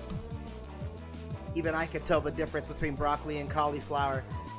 Bro, I'ma be real. I don't know if she can, other than like their color, right? It's really hard for her to lie. Keiichi-kun, both taste good.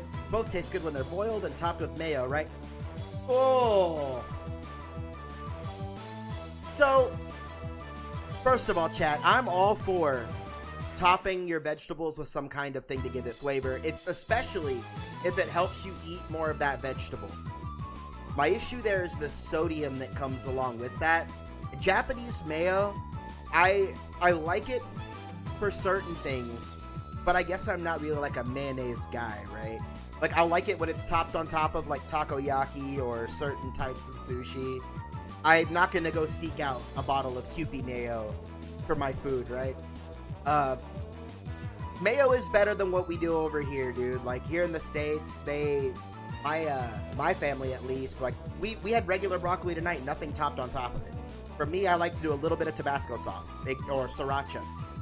My family likes to do cheese sauce, which you should never do. Like, that's not the greatest idea, you know what I'm saying? But it is what it is.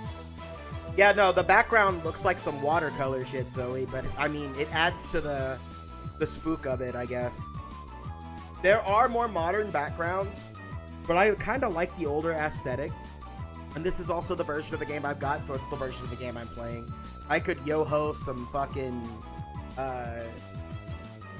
different version with different art, but I'm just gonna run it here. Dude, it could be worse. I could be running the old school art style. Can I switch it? Here, look at that. Look at that, Zoe. You think the backgrounds are bad? Where's their nose? Rena hurriedly tried to follow up, but Mion laughed haughtily as she drew closer to Satoko. No, I want to see what the other characters look like. Oh, God! Camel paws. Yo, like, it's bad. It's bad. Well, just pretend it's a little home ec lesson. Now then, Satoko, what's this? Mion lifted up her chopsticks. Between them was a piece of green stuff wrapped in bacon. I want to see what Satoko and Rico look like. So a piece of green stuff wrapped in bacon. My guess would be asparagus. But that's asparagus. She fucking... Rico was about to spill the beans, and she covered her mouth. Mion made eye contact with me, and within 0.3 seconds, I had Rika-chan's mouth covered. Oh! Mion didn't cover her. Keiichi covered Rika's mouth. I knew it would be asparagus. Yeah, Rika didn't look too bad. I had Rika-chan's mouth covered, holding a piece of bacon-wrapped asparagus and giving her two choices. She's pretty terrible. The choices being broccoli or cauliflower. But it's neither.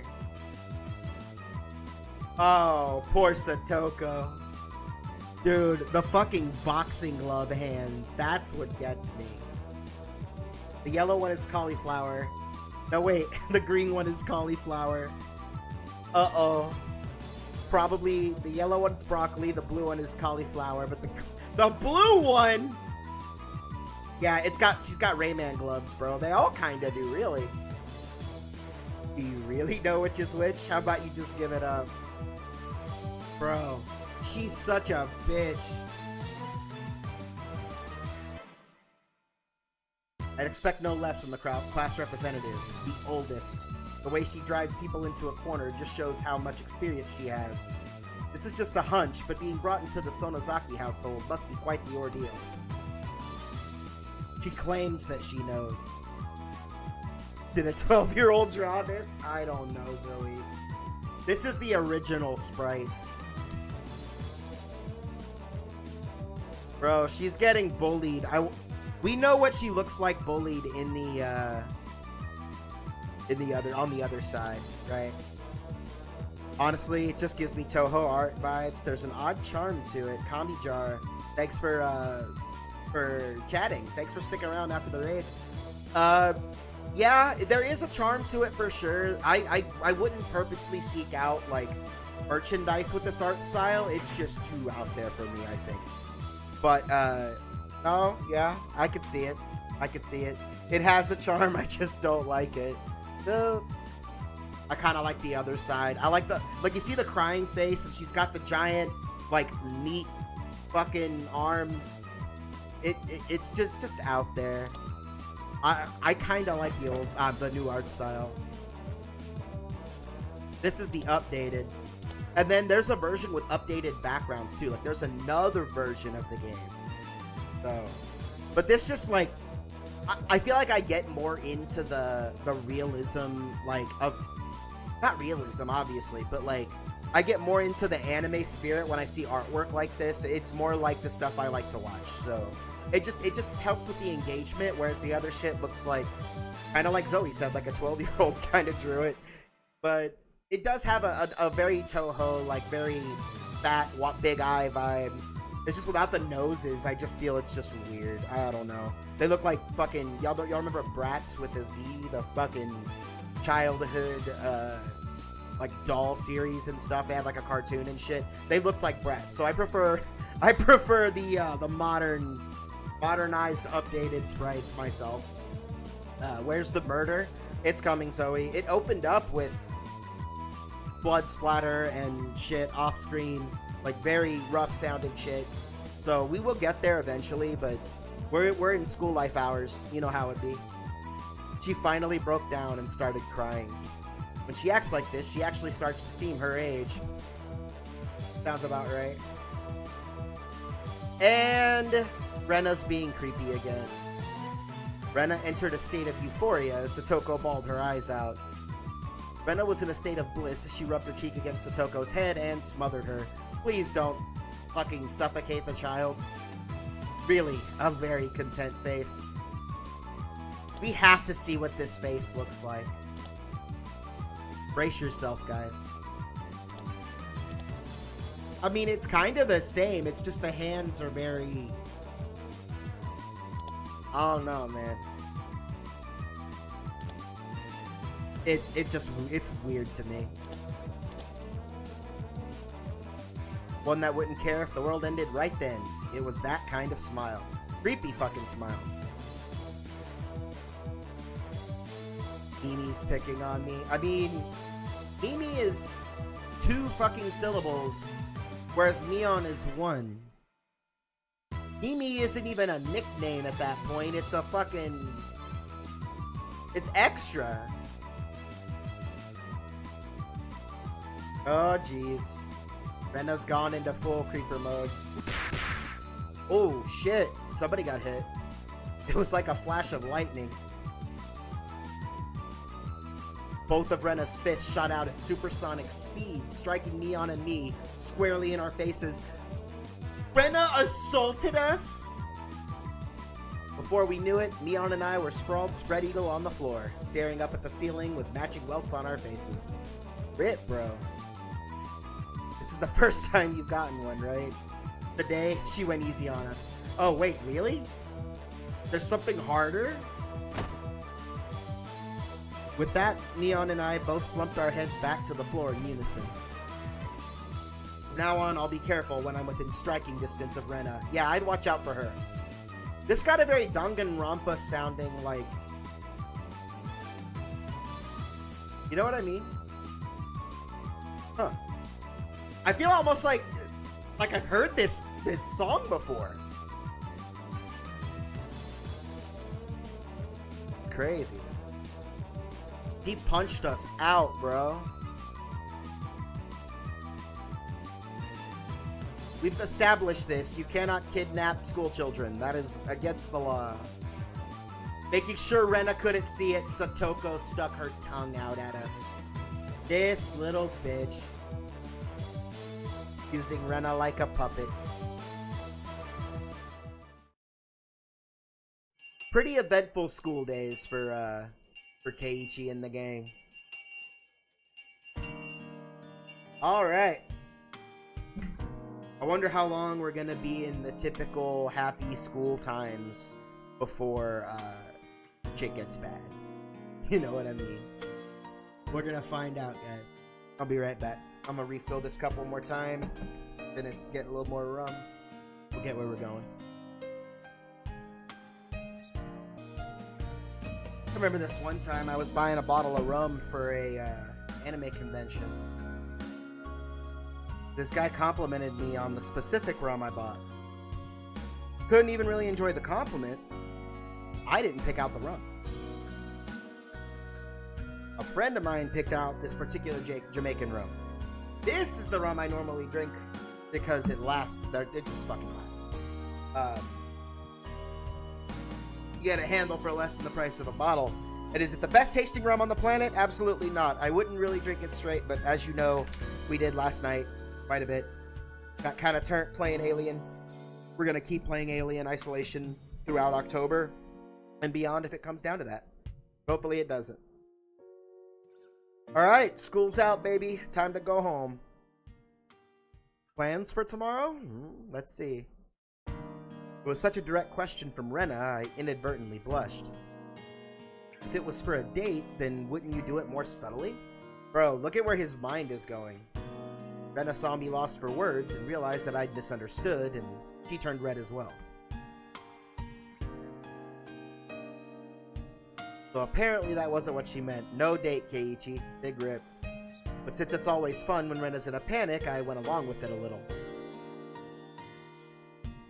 Playing it up, I slumped my shoulders, feigning dejection. Bro, he's...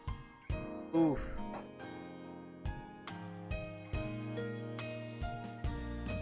He's calling for help, dude. That confused. Unable to hold it in any longer, Mion slapped me on the back. He was just being a jerk. I kind of get it. He does kind of have that Kotaro-like vibe to him.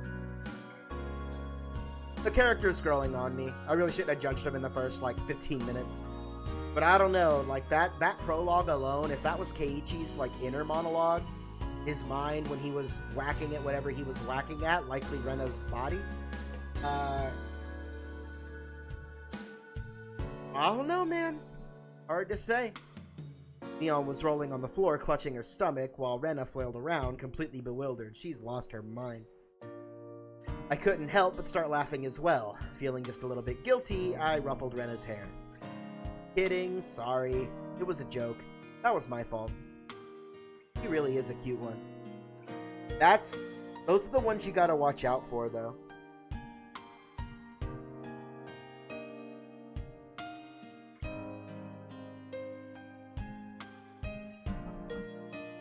Bro, he's just digging his hole deeper. We're acting when you blushed at the start. Oh, shit. He gave himself up. It was only a momentary lapse, but there was no way Neon would let such a delectable detail slip by her. Okay, Ichi, you're about to get teased. Saying anything more was a bad idea. Deny, deny, deny, Keiichi. In my bewildered state, I slipped further into an unfavorable position. After that, Mion continued to tease me about it for a while. Yeah, I don't think she'd let it go.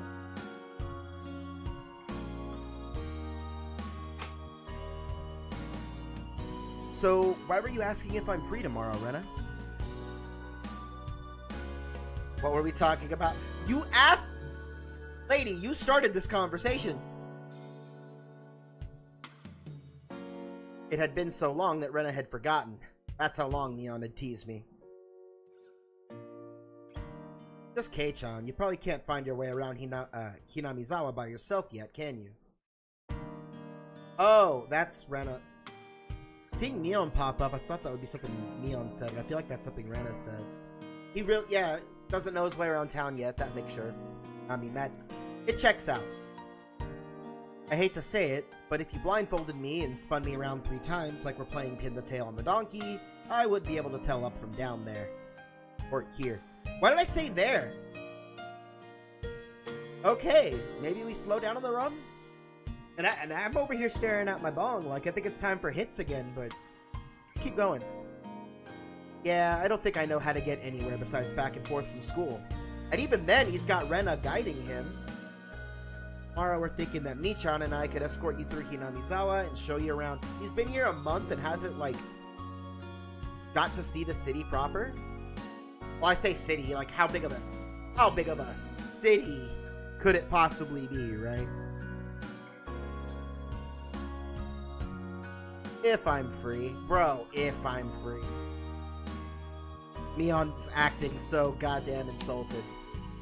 If I'm free, he reiterates.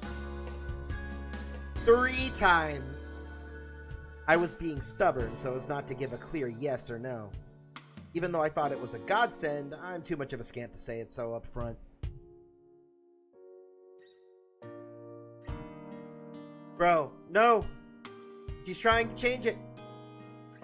While Neon and I had our rather sour back and forth, Rena peeked over at me hesitantly. Figuring I'd been a bit too rough on her, I just gave in. Sorry, forgive me. I apologize. I'm free.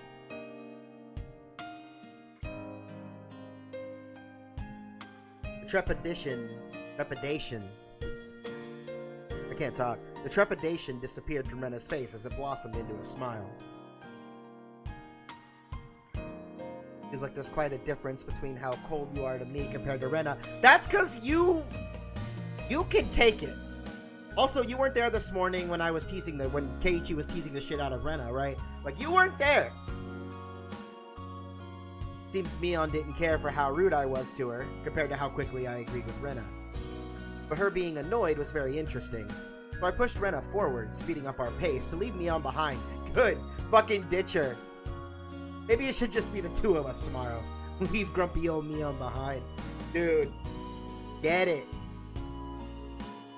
Yo, she's cool with it too.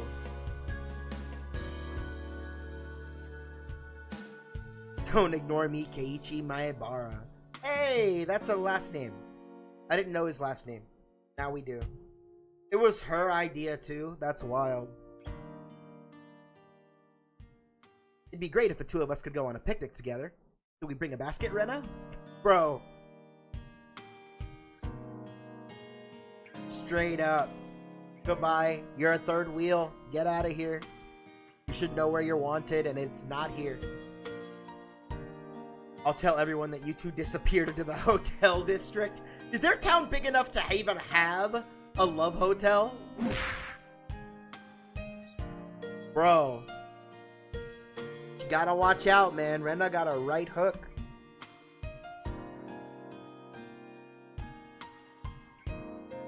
Damn. He really is getting a picnic ready. We seriously gonna leave Mion out?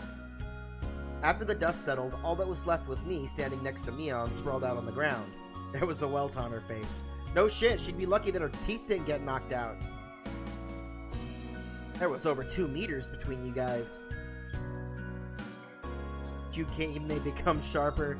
Rena's punches are even stronger now. This whole geezer's body can't handle it. Maybe it'd be easier if you stopped saying stuff that makes Rena want to hit you. No shit, Sherlock. Or else this will end up being Mion's slapstick comedy hour. If that happens, the results might be fatal. Don't feel bad, Mion. You're probably the only one who can dodge her jabs. But she didn't dodge those! She's got 2 today. I felt like it was her knee. God damn. Could it be that we were hanging around with an unrivaled martial arts master? Maybe someday we'll see her debut in an extreme contact sport. Bro, Rena in the fucking UFC.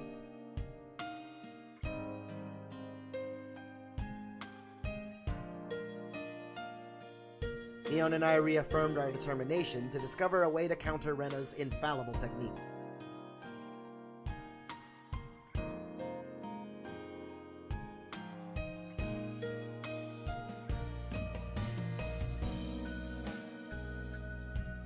Almost 2 hours in.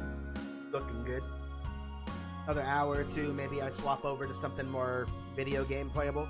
You've received new tips. We're a mixed grade. We don't have a uniform.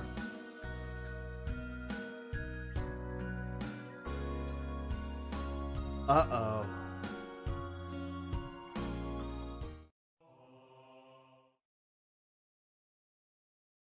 Tips.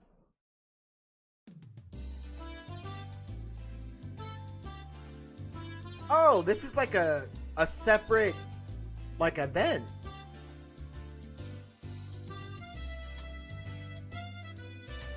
Huh. Interesting.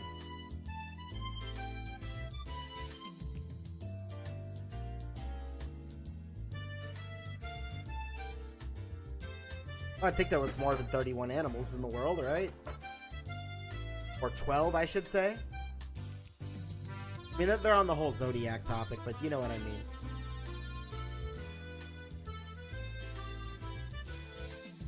This is kind of cool. I wonder if I'm, like, need to go through these right away, or if I can do them, like, on my own time, you know, outside of the main scenario.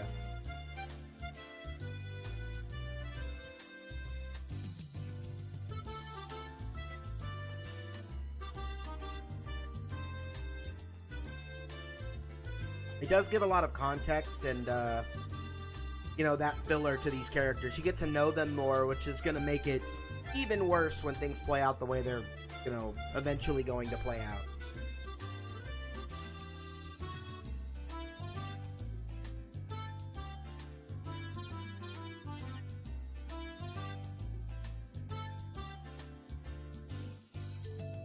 Bro, Rena's just always broke.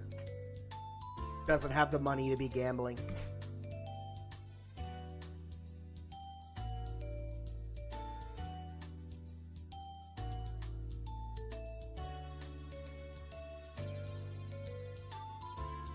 I mean, I guess it's good that she didn't gamble, though, right?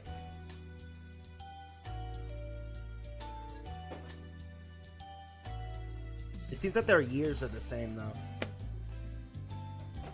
Because like the age gap between months really isn't a big deal, but the years is where it gets a little different there.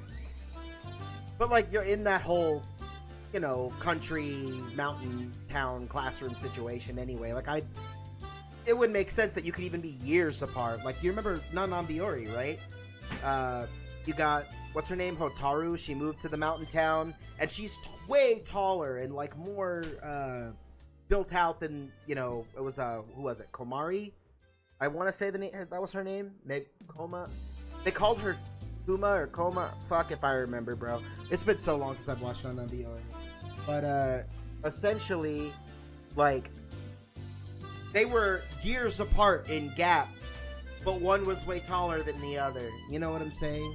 Just typical shit. In these types of situations, it's weird that they'd all be in the same year is what I mean. Like she wouldn't have a year or two on somebody, you know. But I guess maybe they're talking like classroom seniority as far as birth dates and shit like that. Interesting. Also, I wasn't narrating because I had people in here who could probably hear the shuffling around. If anything, that's part of the stuff I usually cut, you know? It's that and when I get up to go make a drink or any other little bullshits.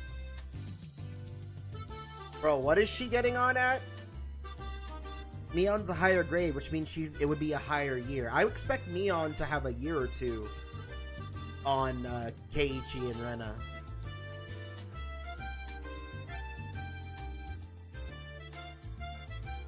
Yeah, no shit.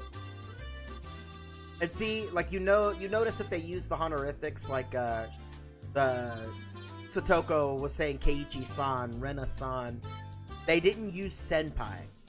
Because, you know, they're all in the same class, maybe that's why that distinction doesn't hit. The whole upperclassman, underclassman thing. Keiichi's taste, what about Rena? You're not making any sense yourself, Rena. No shit. Their grades so different, they should be in a different school. He's got a point. They would be in a different school if it was a normal town. I wondered about it before. Yeah, I was wondering why this school has different school years all mixed up. There aren't enough classrooms. Is that really the thing? Or is there not enough teachers? This building is being rented from the forestry services after all. Forestry services? School's in a fucking office. The schoolyard's gravel. There are rooms that aren't for classes, and there's some strange sort of construction machinery parked here. Makes sense. What happened to the real school? Was there ever a real school? There was one here forever from before the war. It got dilapidated. They closed it down. It probably was a grand school. It probably was a grand old schoolhouse. Well, because of that, the students would have to attend the school in the city. That's pretty far, so you may as well have made a school the fucking office building. If everybody could fit in one classroom, you only need to rent one room, right? Maybe a second room for like faculty. But isn't that really it? Like, does the principal need an office? What does the principal do? Okay, so did you know that there's a school if you pass by the Okinomiya train station? Turn at the hospital and head towards the pediatrics department. There's an old dilapidated school in the town. Rena didn't know. I couldn't tell where that was by the location, but I understood it was pretty far from Rena's reaction. The guys that didn't want to commute to Okinomiya, I don't know why I was reading that in a different way. Okinomiya rented out the building from the forestry services and are attending this pseudo-schoolhouse here. Makes sense. About half the children in Hinamizawa go here. So there are kids who go to other schools? The other school. I thought it was dilapidated. Is it really a messed up school?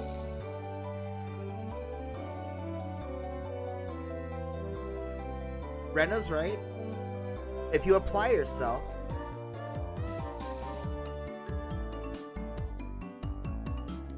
keeps referring to herself as an old geezer, but Rena's the one who's hanging around the lollies a little much.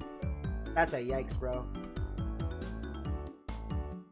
I think it's like the reason why she refers to herself that way is like being a dirty old man as far as like the jokes and stuff. I think that's kind of what she's getting at.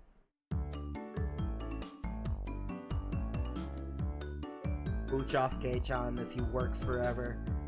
What if I don't want to be mooched off of? What if I need my money to live and have my own life? Oh shit, they're getting scolded by the one teacher. Otoko saw it and chortled haughtily. I stuck out my tongue at her in response. Don't stoop to her level! It's just as Mion says, this school has nothing to do with higher education. But it makes up for that by having lots of valuable things other schools don't. Like what? Construction equipment in the fucking driveway? I don't have a uniform. This is the first actual save I've ever done. Because normally you just save as you play through, but... End of chapter 1. Doing the school uniform thing. When I saw the word tips, I was worried about, like, things you might have to use in conversation. There are some visual novels where you have to highlight, like, the... things, and you have to use different words like in those sections. When someone says a word, you have to highlight that word and use a different word against it. Like you have to interject with your own thing. And I think like one of the games I played that did that, maybe Danganronpa, I don't remember. It would use tips as the way it did that. And usually tips are like the tips in Steins Gate, for example, right? Like the Mystery Side games, fucking Chaos Child and shit. They're just like senpai means this. This Japanese word means this. This science word means this. Like, this is what a microbiome is. Like, it was more of tips, like the general assistance of you. These tips are whole ass little events. It's only June, but it's already so hot. Summertime. I'm not going well, yeah. I'm gonna go take a quick pee. I'll be right back. We're gonna get through this tip, and we're gonna continue on to chapter 2, which I hope is chapter 2 as in chapter 2 and not, we could take, because I feel like it sounded like there was like 30 or 40 hours of gameplay in each of these chapters on Steam, and there's like fucking 7 or 8 of them. I don't know where this is gonna go. I really don't. Higurashi is gonna be one hell of an adventure, and we're gonna do it on this channel. Stay tuned, hit the restroom, pack my bong, I'm gonna come back, we'll smoke up, we're gonna play, we're gonna talk, we're gonna do shit. Maybe do some actual video gaming later, but we'll see.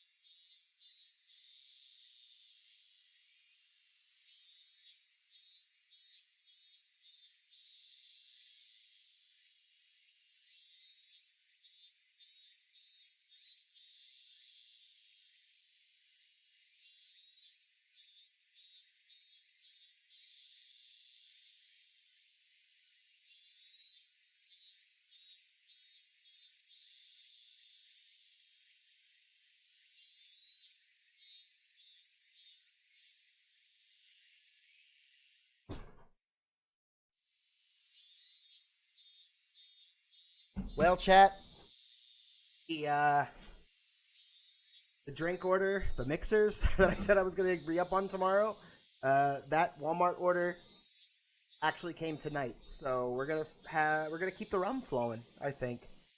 Yay, rum!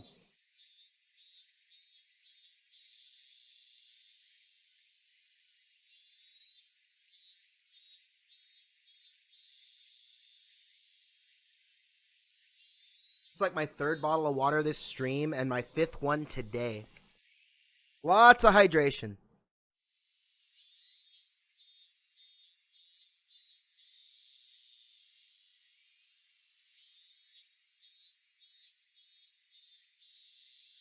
Today we will be using Mr. Water Bottle.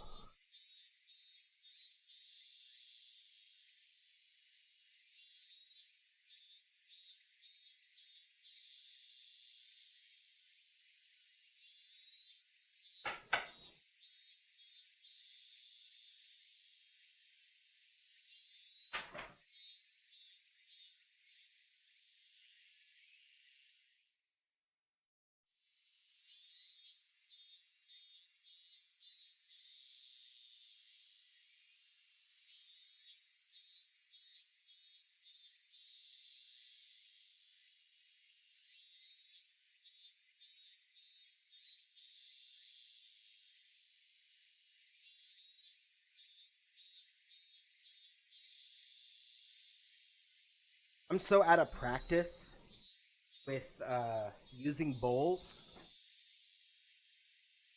that the last one I packed was way too tight, so I packed this one a lot looser so I don't have to poke it. It just blow like a bunch of fucking trichomes to the ground. Rip, but good guys.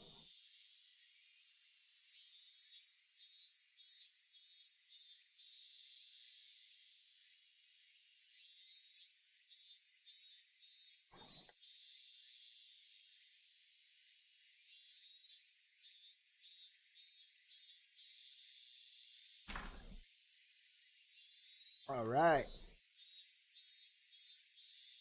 Oh damn. This bowl, it leans down, so it's like spilling crumbs.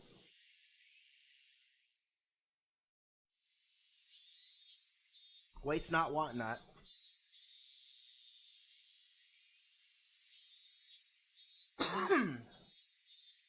What I really like about the bong and the bowl, even if it's just a little plastic guy that you make in fucking 2 minutes with a lighter and a thumbtack and a fucking downstem, right? But the flavor, I can actually taste my bud. This has a very grapefruit like herbal citrusy taste to it. Very sour.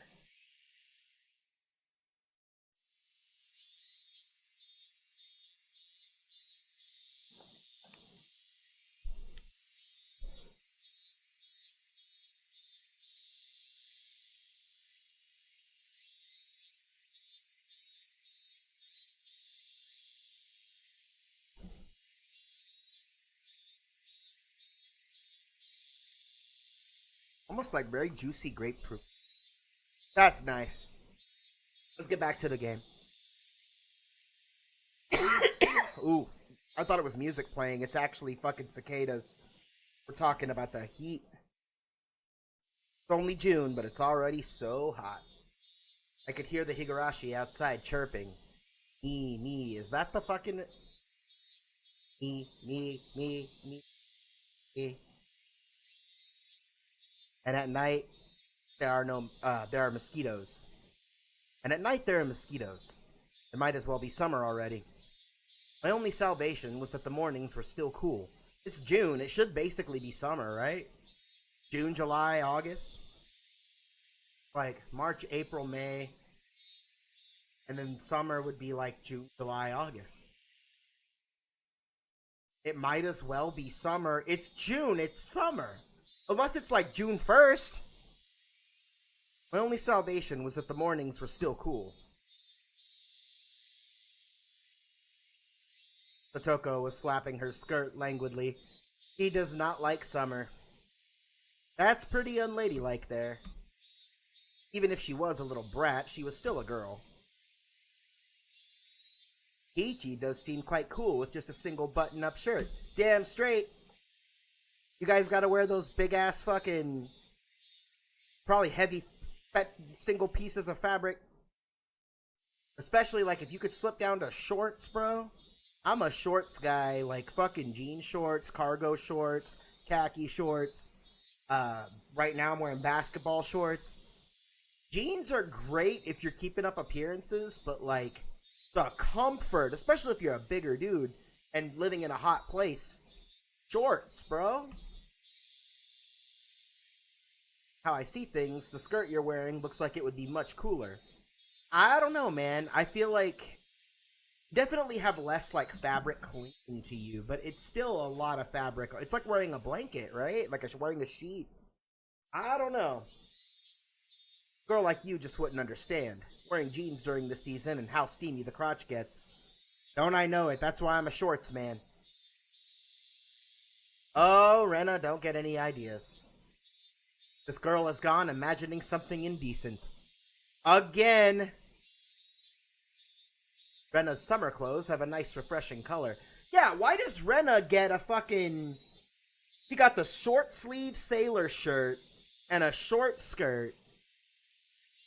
And then she's over here in a fucking prep school gown, bro. What is this shit? That sucks. They've never heard of kilts. I mean, I hear kilts are really good for the summer. I'm just a shorts guy, bro. Never tried a kilt. But what I don't get is, like, why she has to have this long fucking, like, they don't have uniforms. And that's what this whole little segment is about not having uniforms. Keep playing before I spill it all. I mean, her outfit looks a million times more, like, comfortable than hers in the heat, right? I do wish my summer clothes were as breezy as Rena's. Why don't you have your parents get you better summer clothes? Or make some summer clothes? Is that even considered a summer uniform?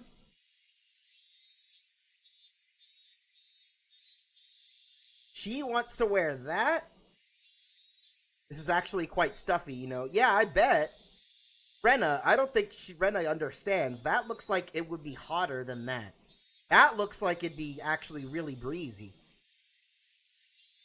I do believe what you're wearing would feel much cooler. Damn right, Satoko. Bro, everybody's playing Arena Breakout Infinite.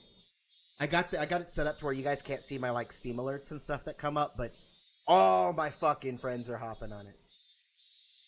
It'd be much more fun with cute clothes. How? So how is like that like? Yeah, like it's a hot and bothered like expression that Rena put out. I had a feeling that Rena and Satoko's base values were fundamentally different. Speaking of which, our school doesn't have a uniform. Ding, ding, ding! The $1 million fucking question.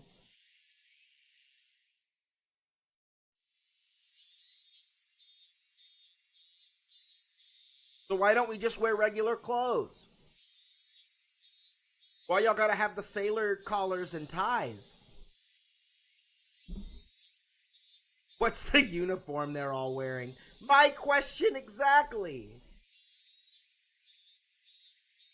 That's the city's school uniform. Not like there's a rule, but they're all wearing them. They probably buy their uniforms at the same place. Everyone's wearing a different... Neon? Neon supplied the uniforms? Ichon's relatives run a second-hand clothing store. Oh. Zoe, you're right. Poverty. They could get school clothes from all over the country for cheap. It's poverty.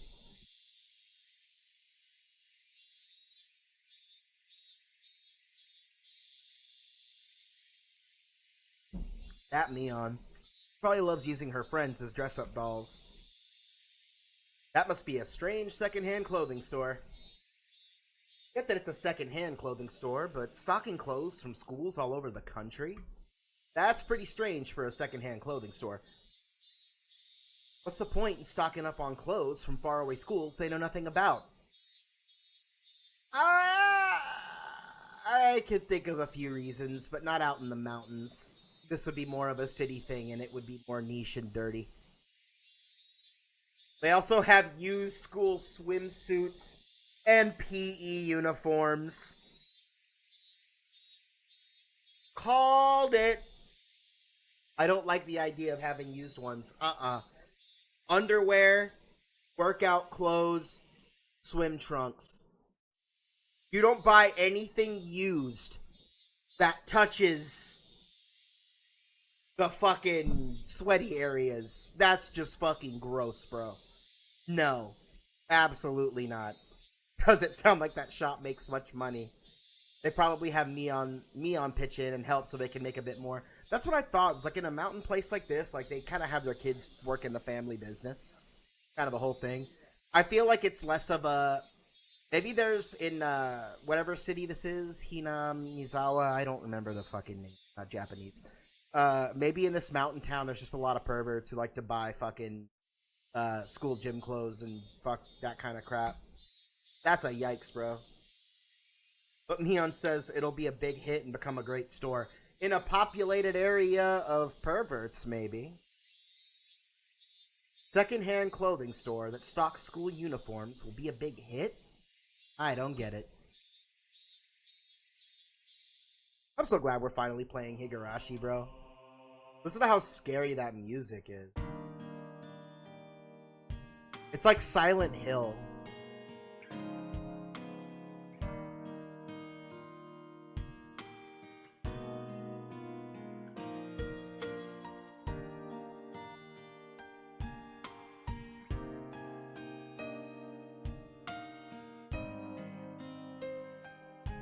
Alright.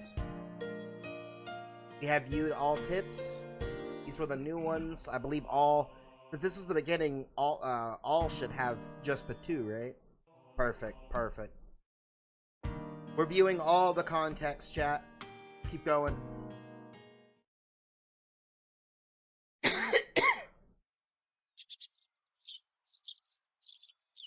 took it a little too easy on the morning of my day off. I was totally late. Supposed to meet up with Rena. Oh, and Mion. Oh. Cock blocked. No date for this guy. Looks like Rena's had to make a picnic for 3. Today was the day Rena and Mion were going to show me around Hinamizawa. Hey, we have regular clothes, which...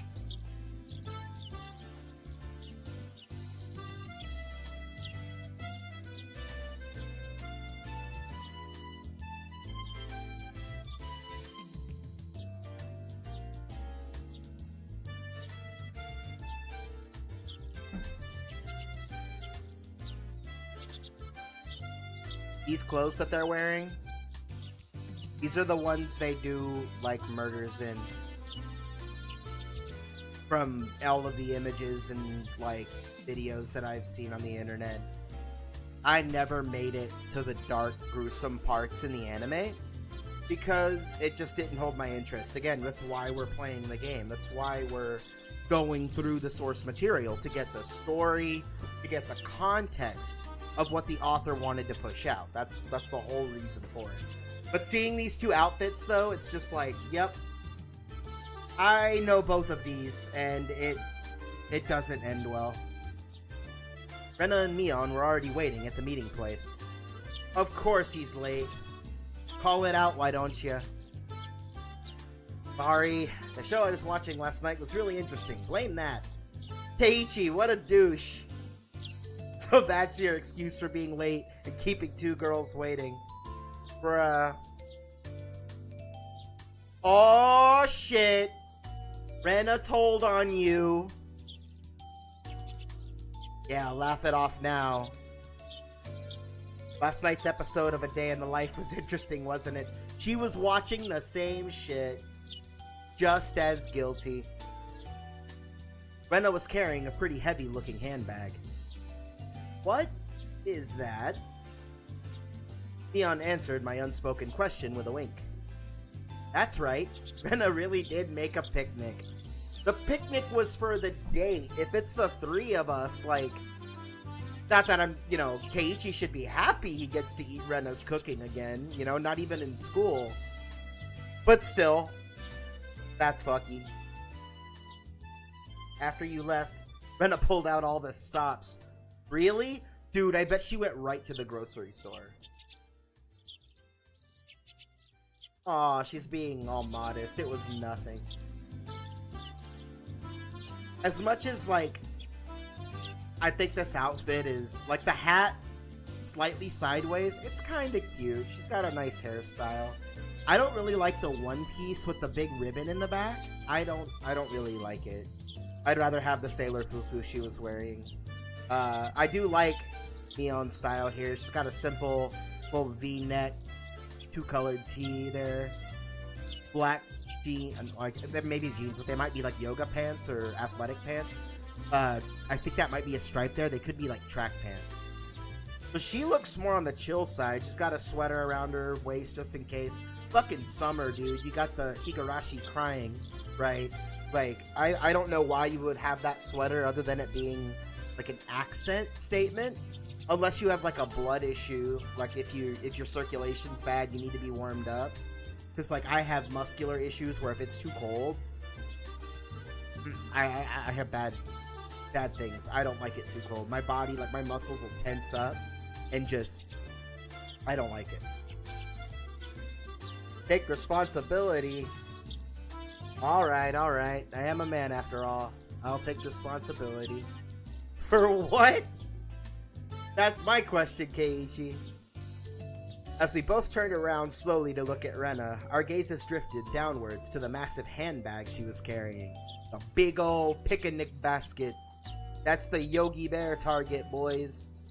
It didn't seem logically feasible that it would be entirely filled with lunchboxes. Except this is Rena we're talking about here. Amen! She probably made so much food. I hope Keiichi skipped breakfast. 2 kilos? 2 kilos of lunch? There's only 3 people! The fuck? I'm literally just filling up ice in the room. I'm not leaving the room. Not going anywhere.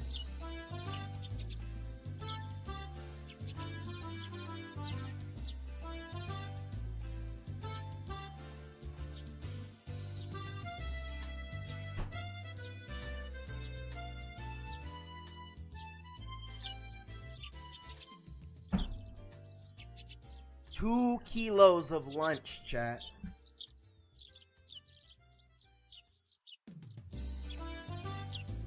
Two kilos. When Rena was picking it up, I could see she was struggling a bit. I say 5. Neon thinks 5 kilos. I would hope she would be exaggerating. That's a lot of food. Keiichi-kun is a boy after all. The appetite is real. I thought he could probably eat a lot, so I made a lot, okay? Nervous laughter. Let's go. Heave-ho. No one says heave-ho, Rena. No one says heave-ho.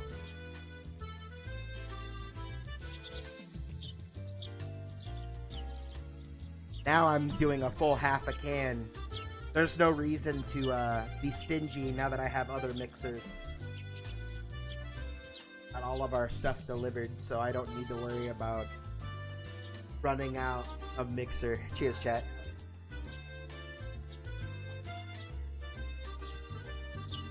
Just from the way she was lifting it up, I couldn't believe the only things in there were lunchboxes. So what if it's 2 kilos of lunch and 3 kilos of something else? Something that actually made the heave-ho important. Correction, I say 5 kilos too. I'll help out, but all of it needs to be eaten. I won't forgive you if you make Rena sad. Keiichi, don't make Rena sad. The only thing I could do at that moment was exercise a bit to make myself hungrier. Yep. Skip breakfast and just, like, start a workout routine, homie. Get it all in. Having finished with the pleasantries, we began our leisurely stroll. We're getting shown around the town, guys. A carefree walk bathed in the gentle morning sunlight. I couldn't have even imagined something so wholesome existed during my time in the city. These were the boonies, after all. No slovenly desk jockeys trudging to work on the weekends out here. Yeah, like imagine if you're walking to school, or if you're on your weekend, like your day off from school, because in Japan a lot of the schools are 6 days. So like imagine your day off, you had to see people still commuting wherever they gotta go. It's so busy because Japan built up, not out. Like you don't really have the space to build out, and it's something, dude. It's really something. Like it's like being downtown in a large city like Dallas or whatever, being downtown and seeing all the hustle and bustle of the bodies, the full crosswalks. Like not in the countryside. Oh no. It really was a nice place, peaceful and quiet. As sparsely populated as the village was, you could still run into people just by walking around. All the pleasantries. You would be Maebara-kun, I believe. Oh shit, they know Keiichi. My 2 companions exchanged greetings with everybody we ran across. That's the small town charm. All of these passerbys even knew my name. When did I become this famous? We passed 3 people, and when all 3 of them knew me, I started to feel a little bit paranoid. I would too, but that's how small towns work. We had 1 grocery store in the small town I lived at. After like my 2nd or 3rd time there, everybody knew my fucking name. And they knew what kind of beer I liked. What? Hey, we just restocked the Keystone. I know you like that one. I've only bought it twice! And it's not even very good beer! It's weird living in like a pop 1400 motherfucker, dude. This is less, dude. I bet there's maybe 300-400 people in this whole, like, prefectural area.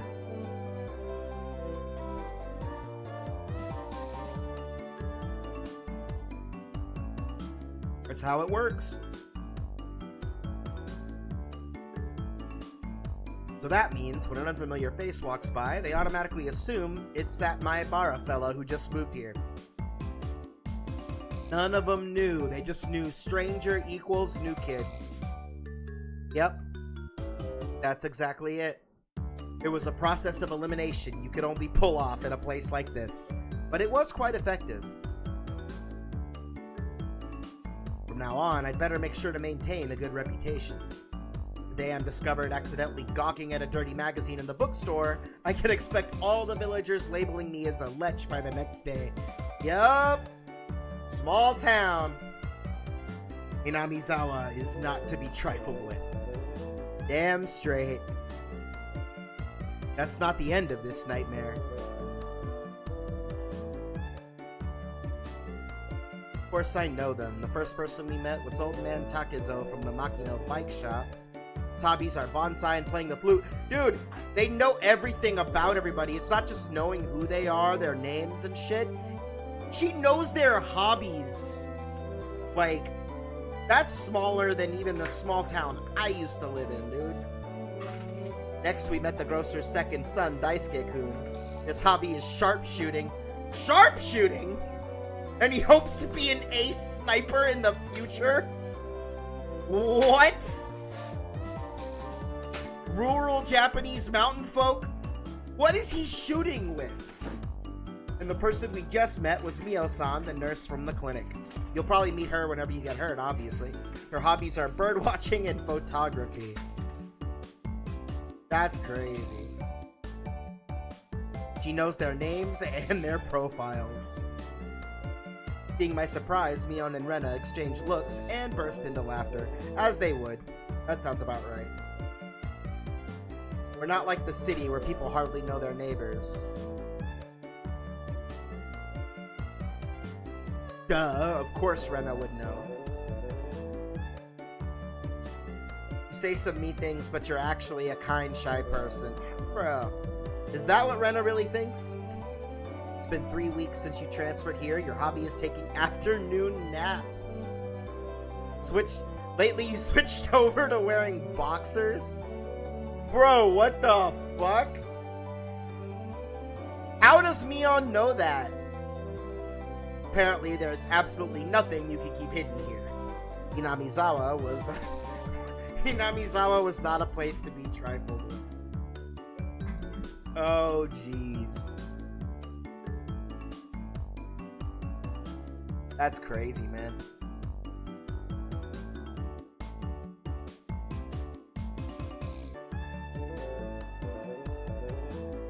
Well, it's a good thing I'm already drinking and smoking, because I'm going to be doing some stuff in the morning.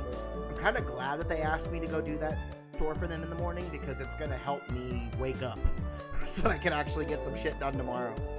But all the more reason to drink up. Cheers, chat.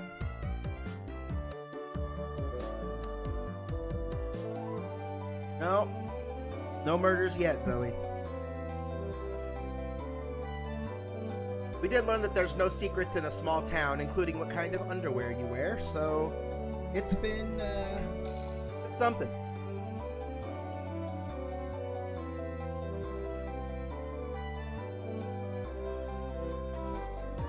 This feels more like you guys are showing me off rather than showing me around.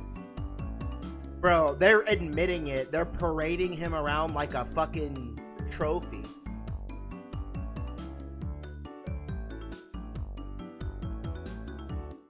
What are they talking about? If the city, I mean, if the population is like lowering, why maybe don't murder people? Just a thought. I thought about brushing it off with something to the effect of, "You're kidding me," but I held back. Had I ever greeted someone who just moved into the city like this before? Nope, it's a city. Thinking about that made me believe what they said wasn't a joke after all. We passed another person. Of course, we were called out to again the same way. This lady here is Fujishima-san. What's Fujishima-san's hobbies and occupation? How wonderful for you, having a lovely girl on each arm. He has a harem, dude. Dead ass. Keiichi started out with the harem. None of the dudes in his class talked to him, but he's got 2 girls in his age range, and then he's got 2 like little sister types hanging on. He has, it's just a fucking harem out the gate.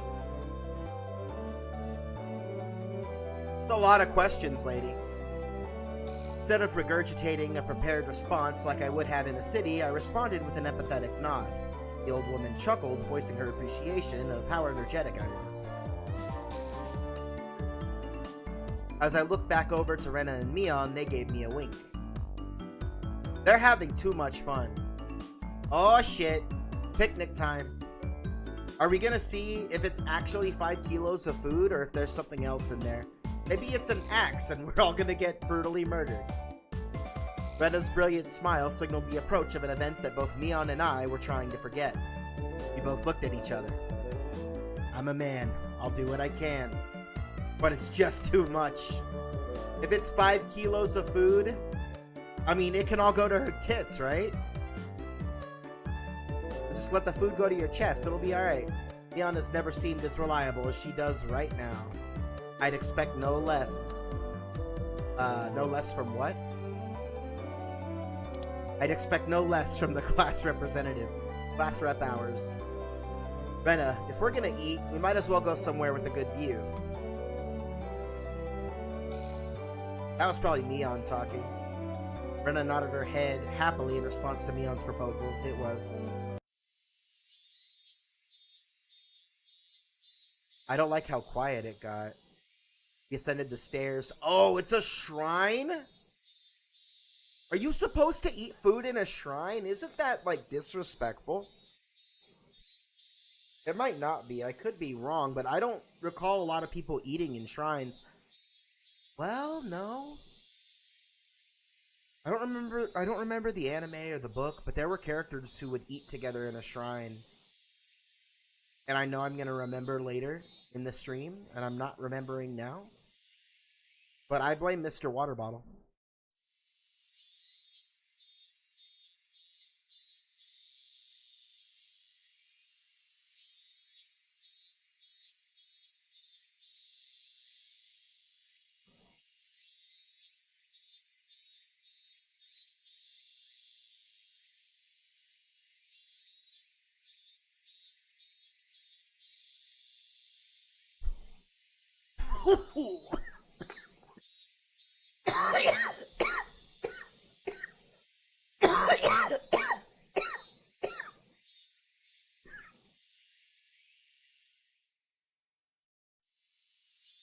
I can't remember who was eating in the shrine. Not right now, at least. But I feel like it was in a novel I read recently. Resting the top of a stone stairway, a shrine drawn straight out of my imagination appeared before us. It had worn down a bit through the years, but the fallen leaves had been swept up, giving it a tidy feeling. This here is the Furude Shrine. It's probably the place with the best view around. Really? It looks decrepit and dirty. Sure you want to eat dinner with all this fucking lime and, like, decay? This place. Be sure to remember it. Neon is very insistent that we remember the shrine. On our next break, a festival will be held here. Well, they're in summer, so you should be getting close to Oban, right? Like, towards the end of summer? Isn't it a bit early in the season for a festival? The Watanagashi is in a summer festival. It's not Oban. Long ago, it used to be a celebration of the end of winter. End of winter? So they just go summer, winter. They don't have spring and autumn. They just fucking... I see the symbolism, though. This is probably really important. We gotta remember this. The Watanagashi Festival. I was embarrassed for assuming that festivals had to be held in the summer. Oof. Way to look stupid in front of the girls. Lunchtime! Let's go! Various colored lunch boxes were placed one after the other on top of the plastic sheet. Sure did smell delicious. Was Rena's home cooking. Went without saying that it would be delicious. Went without saying that it would be delicious. See what I mean? Like, if I had, like, a whole script, I could do a proper, like, acted out. It's hard to, like, react out. Because, you know, you don't know what kind of energy you have to bring in or what... I don't know what I'm saying. But is it even possible to finish all of this? It's 5 kilos of food. Even if it's 4, it's too much. Hey, Mion. It'll take more than just a good view to get this all down, you know? Hey! Extra characters. This is gonna help. It was Rika-chan and Satoko. Why are they here? Mion grinned over at me. I see. This was her secret plan. To power in numbers. So they had attempted to do this together. That's why it was 5 kilos of food. Neon and Rena were in on it. They were gonna have Rika and Satoko show up. Which, I like Satoko's outfit. I don't even know. Like, the collar is a little much on the shirt, but I like the sleeveless shirt. She's got the shorts going. Rika's in that little one-piece dress. Not the biggest fan of the, like, seafoam, like, kind of cabbage green there. But, looks good. It looks like proper day-off clothes for him. Following up when all the pieces are in place is my specialty. These people. We just had to come since there was such a commotion. What is the meaning of this? Lunchtime, baby. A handmade gourmet meal by Rena. A full buffet-style meal. Our property? Bro, they live here? The temple's public grounds. It's not yours.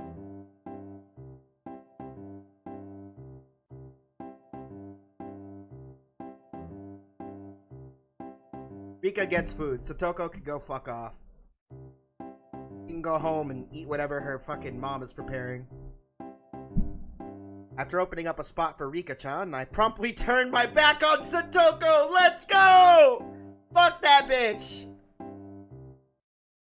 Yeah, get mad. You don't get a spot. You shit talked. Back of the line. No spot for you and nothing for you to eat. Bro, there's Rena being the creepy lolicon again. None. I'll eat all of hers. Both Satoko and I leapt at the boxes, having it out with each other. Bro, Keiichi really doesn't want Satoko to get any of Rena's cooking. He's such a douche, like, but in a good way. He's starting to grow on me, kind of like Kotaro. It's just Kotaro, I don't know why. He's just mischievous and malicious in the right ways and for the right reasons, you know? Rewrite is a game that I would really like to go through again. Probably not on stream, realistically. I'm gonna have my hands full with your diary and this one, but I'm glad we're finally going through this, man. This has been fun. You might have a talent for this. What, for pissing people off?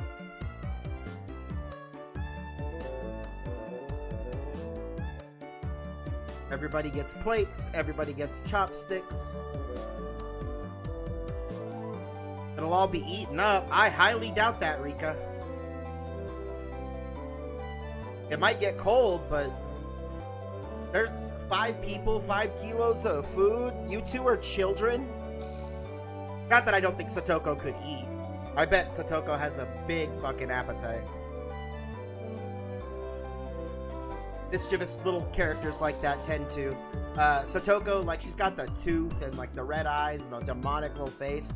She reminds me a lot of Junko in Blue Archive. I just like that character archetype. I don't know why. Please eat a lot. There's enough for everyone, Rena said as she opened up a thermos. Miso soup? Or is it tea? It could be tea in the thermos. Just then I realized that this lunch was made under the assumption that 5 people would be eating. You just now pieced it together, Keiichi? It just now crossed your mind? It didn't change how much there was, but the implication behind it was different. This was planned. Oh! What is that smack sound effect? Using your elbows against the rules. Bro. Chopsticks only. No outside interference. Grabbing the back of my collar is also against the rules. Bro, I'd be choking the bitch out too. Like, you want to use your fucking hands? You want to use... Okay, fine. We'll get physical. It was a tough battle. Blocking with her full momentum and an elbow in the opening moves, Satoko appeared to have the upper hand. But the difference in our proficiency with chopsticks proved to be fatal. Gave me the upper hand. The last meatball belongs to Keiichi. Satoko Hojo has been bested. And he noms the meatball. GG's.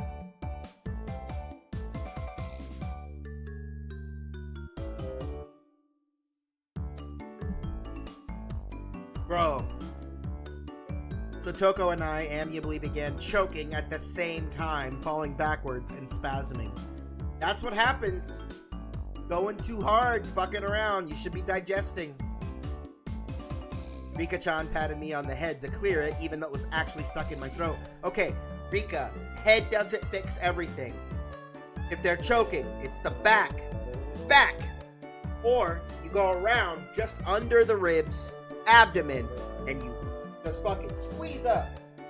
That whole stomach pushes up, and all the gases in the stomach make a fucking shot through the intestine that's meant to clear out. That's the Heimlich maneuver. Head pass aren't gonna fix it. Seeing that made Rena blush and breathe heavily in excitement. It was almost like flowers were floating all around her. Rena, stop being creepy. Leon advised Rena to refrain from saying anything that could get her locked up. As if she doesn't already. Just her thoughts alone, bro. This is how our meals usually go. We're not even in school, bro. That is a nice view. Like, you got that whole watercolor. Maybe it's like an oil painting kind of thing. But you got this, like, view of the town. Very small, wooded, mountain. I've seen smaller. And there's definitely smaller in anime that I've come across. But this looks about right. This is... I like it. I really do dig the art style. I'd do anything in my power just so things could stay like this. Oh, Keiichi, if only, if only. The intense battle calmed, and finally everyone reached a point where they could begin talking. Receiving tea from the thermos, I let out a small sigh. I do wonder why there are so few words in Japanese to praise how something tastes. I wouldn't know anything about that, Neon.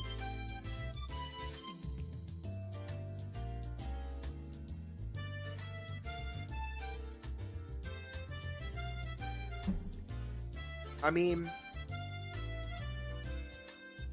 damn, Satoko said something fucking profound. She kind of makes sense. Didn't have time to compliment the flavor. I think it was just like, maybe flavors weren't that good back then.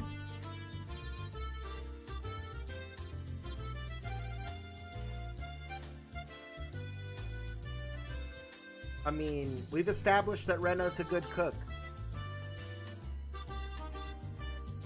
With absolutely perfect timing, Rika-chan struck Rena directly with the praise.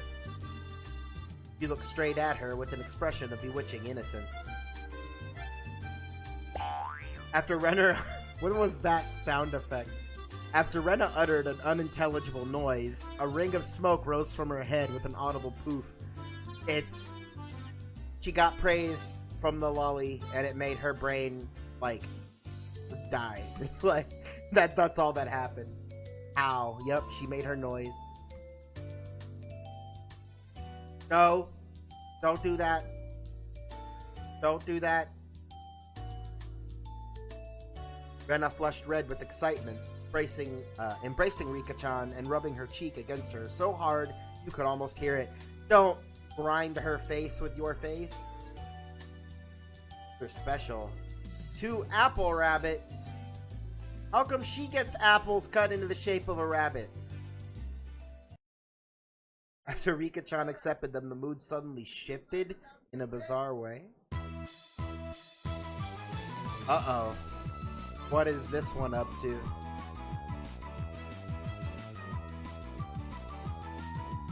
Is everyone prepared proper praise to receive apples from Rena-san? What do you mean proper praise?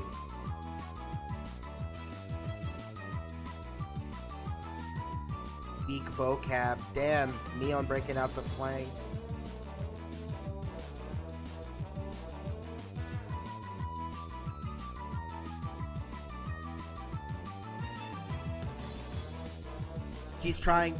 She saw that if you praise Rena, you get apples for dessert. So I think Satoko's going for the same route. So Rena One-chan's lunch. Satoko thought it was yummy too. Satoko looked up at her pouty while talking cutesy. She wants apple rabbits too. That's not even persuasion by tears. That's persuasion by cuteness, isn't it? This is Rena Limited. This is a Rena Limited special skill. Oh, she broke. She blushed and her head spun, waving around in circles. She fell for it, bro.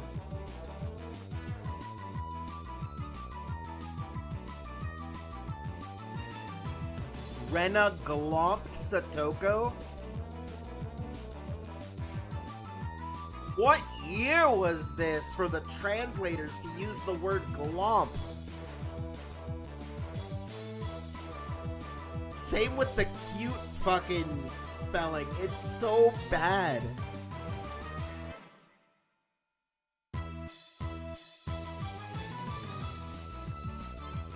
There's a smudge over on my monitor making it look weird.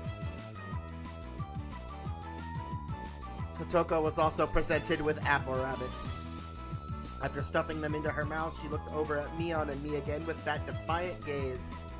It took only 5 seconds to take down Rena. She had her right where she wanted her. To think she had such a trick. What praise? First of all, that wasn't even praise. All you said was the food was good. It's obvious the food was good. We established Rena was a good cook in the first 30 minutes. You think you've won with that, don't you? Tell her, Neon. How about I show you guys something much better than your superficial gimmicks? Is she gonna beat him? What kind of trick is it? Kei-chan is going to be the one who does it? Uh-oh. Why don't I have you show me then? The writhing of an old maid. The plan of attack she suggested was wicked, but it was the only thing we had to beat Satoko. After sipping my tea, I started talking very naturally and calmly. Perfectly. It really is good, isn't it? This is all freshly made, right? No, actually most of it, almost all of it was frozen. Which ones did you make fresh? Embarrassing? Oh, what did she make? From the synergy of boy plus handmade lunchbox, her expression had melted into euphoria. I already know. This one, right? He picks out a certain piece. Rena turned, even deeper shade of red. The words, "I can't believe it," practically written on her face. How can you tell? Bro. Dude's no food. Of course Mion had told me beforehand. Bro, he cheated. It's been perfect so far. After acting like I was shy, I waited a beat. Next would be the finisher. Oh god, what's he doing? It had your smell. Silence enveloped the area. Bro. She's stunned.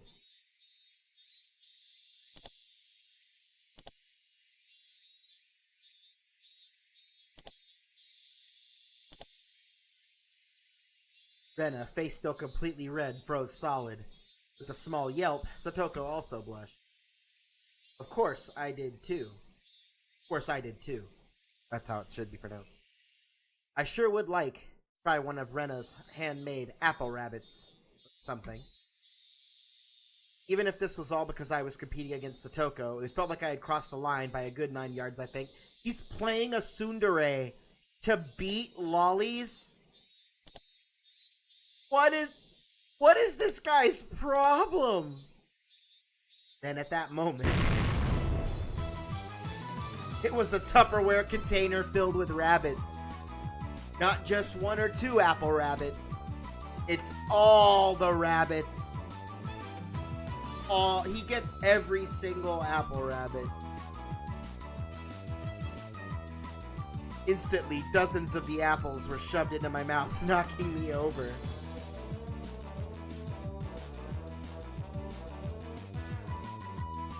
Bro.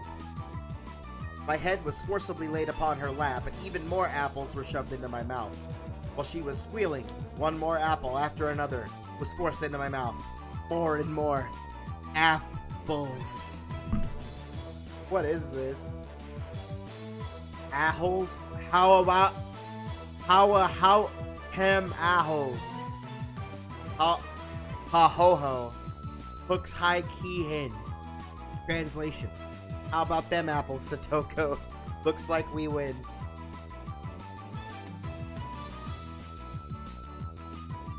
You got absolutely force-fed apples. You lose, Satoko. Even Rika couldn't do that good. Absolutely defeated. At that time, Rena stopped her squealing as she suddenly realized something. Uh-oh. Why isn't she eating the apple? Looking over, Rika-chan had pulled the toothpick out of the apple rabbit, placed it into her cupped hands, and seemed to be at a loss for what to do. It's too cute to eat. No! Rika, no! I want to save him. It's just a piece of fruit. That was the sound of blood spurting from Rena's nose. She gone. There's no coming back from that one.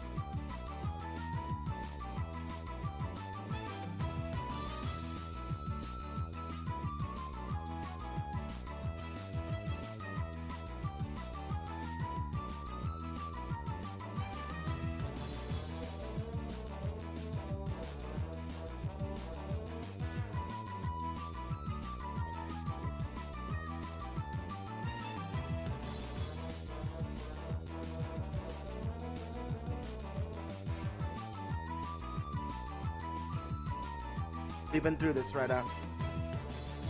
Taking any of them home would qualify as kidnapping. She shook sporadically, her head wobbling back and forth. Then coming back to her senses, she took all of the apples around me, gathered them up with a whip, and fixed them back up on a plate. Bro! She saved the apples! What about all the apple rabbits that we've already eaten, though? Like Keiichi and Satoko? Their mouths were full, bro. Rika-chan raised up Satoko's hand like a referee. After having that plate of rabbits shoved to her, she whispered, "This is our victory." They saved the apple rabbits. Rika came back and fought with a vengeance. I hest honu her hehio.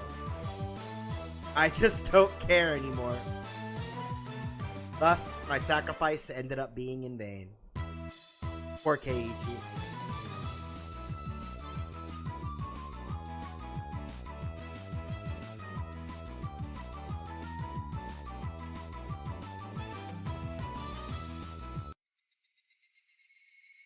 It was a fun-filled, crazy day.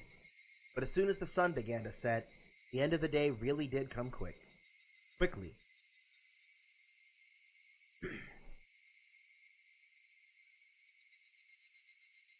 Out of here. Neon down. Toko and Rika-chan went home as well. We parted ways with Mion, and it ended with just Rena and myself enjoying the evening air on our way home. Oh, thanks for the food. Honestly, all in all, it'd be a good day off. Like he had fun. Almost feels like a waste to go home now. Etor. Oh shit, where does she want to go? Uh-oh. A bit of a walk, but it won't take long. Since we'd been walking around all day, I must have seemed a little bit tired. Not feeling like teasing Rena, I quietly nodded. Uh-oh. I have a bad feeling about this. Oh, not running water! What are you doing to me, game? Oh shit, we're out by the river. Traversing a small path and up a small hill, the land suddenly stretched out before us. There, what looked like the remains of a dilapidated construction site came into view.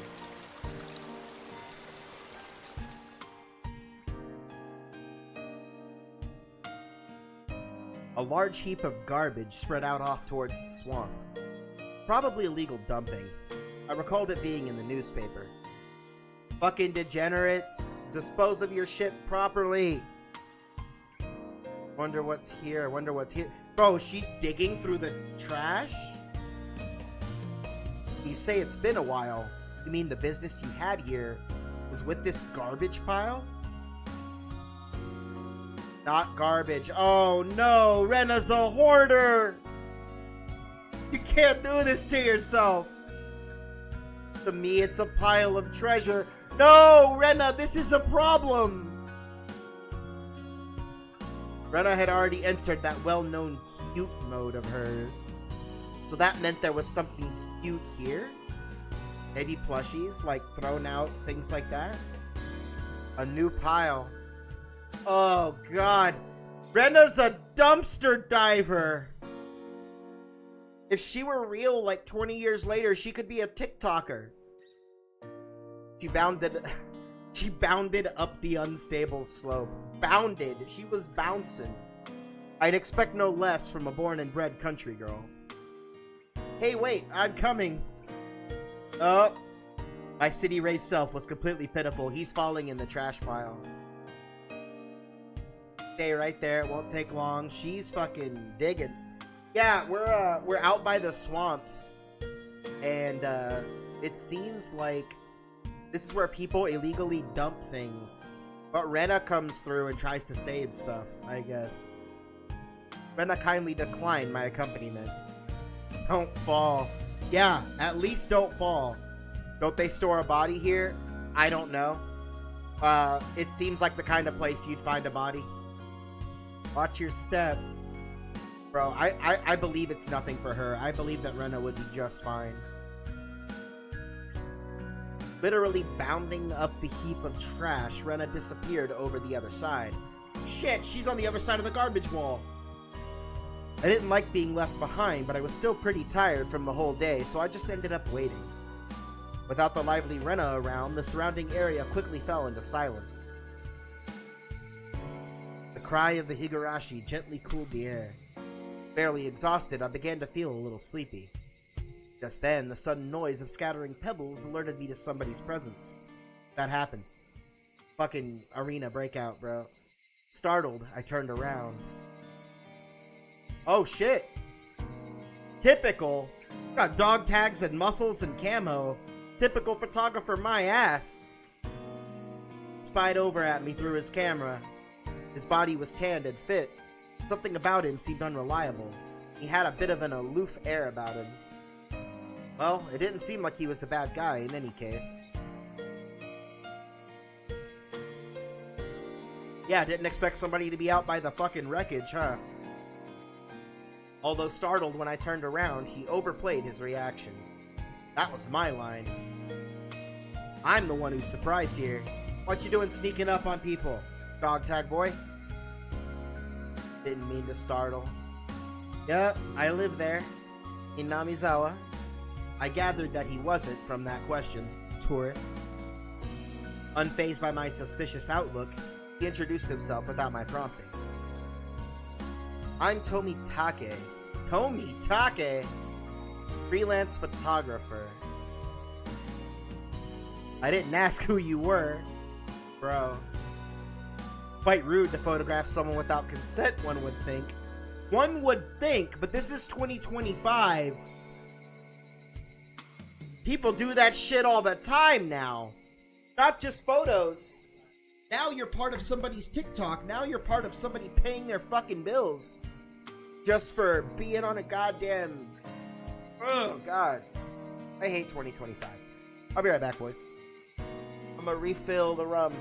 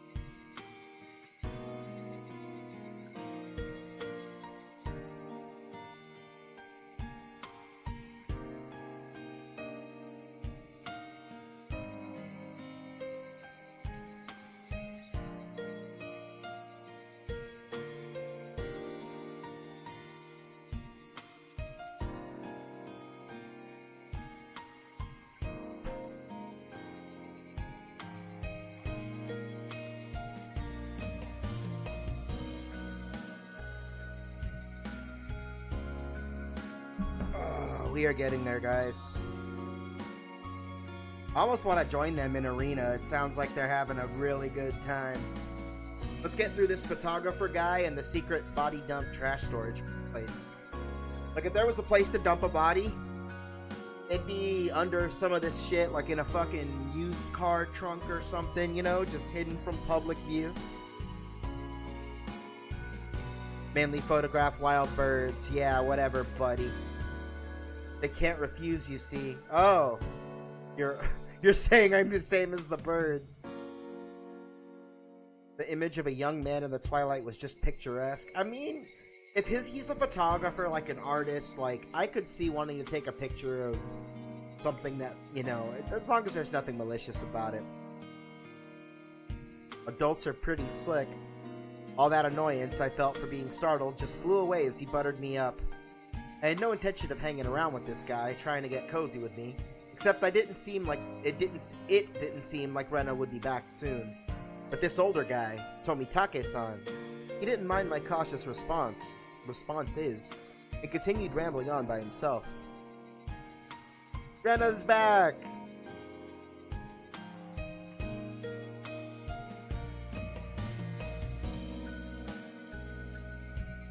Bro, I don't ask questions.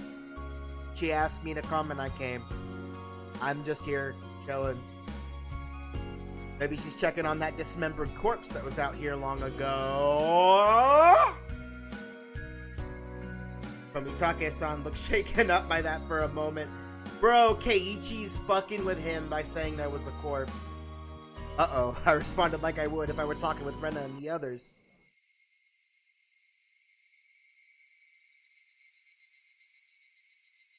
It's real? It was quite a disturbing incident. They still haven't found one of the arms. Said that?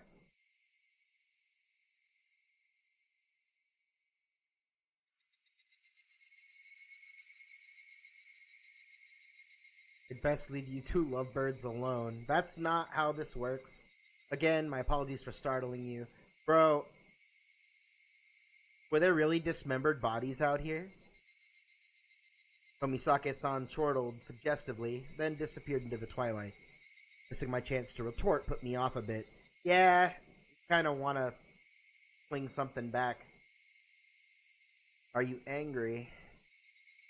It wasn't Rena's fault, so I decided to just brush it off for now. He's mad at the photographer. That dude is kinda weird. Rena did nothing wrong. How was it? Find a treasure trove? Oh shit. There was a Colonel Sanders doll? I reiterate, a Colonel Sanders doll? Oh, that thing.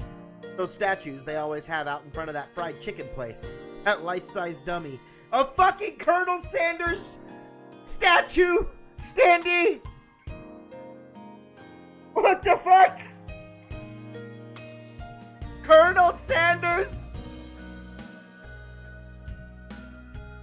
Bro, imagine lugging that giant statue all the way from the dump. I couldn't tell how she decides what's cute or not, but well, she seems to want it. It's garbage, right? No one would care if you just take it home. It's become the base of another pile. You'd have to get shovels and fucking dig it up. Can't dig it out easily. Yeah. You're gonna have to come back and excavate to repay you for the picnic, bro. She really wants the Colonel Sanders statue. Birds heading home to roost proclaimed that nightfall would soon be upon us. Where's the music? Not here. Only a Colonel Sanders statue. A Colonel Sanders statue. What the fuck? Daichi-kun is gonna help. I can take Colonel Sanders home. Rena staggered along as if intoxicated in her dreamy state of mind. I tried asking her in a way that wouldn't take her out of her cheery state. Hey, Rena. Long ago, did something happen here? Yo, so Keiichi joked about a body. And the dude was like, yeah, they never found one of the arms. He doesn't know? Did something really happen here with a corpse? Shit, I'd take a Colonel Sanders statue. Yeah, it's a life-size, like, standee of Colonel Sanders that they used to put outside of KFCs. She wants to dig it out and take it home because it's cute. Seems like they were building a dam here. I don't know the details, though. Just wondering if you knew about it, you know? An accident or something? Like maybe a murder? I don't know. You don't know anything about a dismembered corpse? Because that homeboy sure didn't seem to know something. Her tone was disturbingly frank. It sounded more like a denial than an answer. Oh. I must have appeared rather dumbstruck. Rena quickly lightened her expression. Actually, I didn't leave here until a year ago? She just got here? Bro, wait, no. What if that's a lie? What if Rena's like some kind of ghost? Transferred here too? I was sure that... Don't really know much from before that. I don't like the way it got quiet. Don't really know. Don't want to talk about it. That was the kind of feeling she gave me. Thinking about it, of course it would be like that. This wasn't the type of thing girls would enjoy talking about. It was quite a disturbing incident. Seems they haven't been able to find one of the arms. If it's just like Tomitake-san said, then I had a feeling only the Higurashi would know. The cicadas.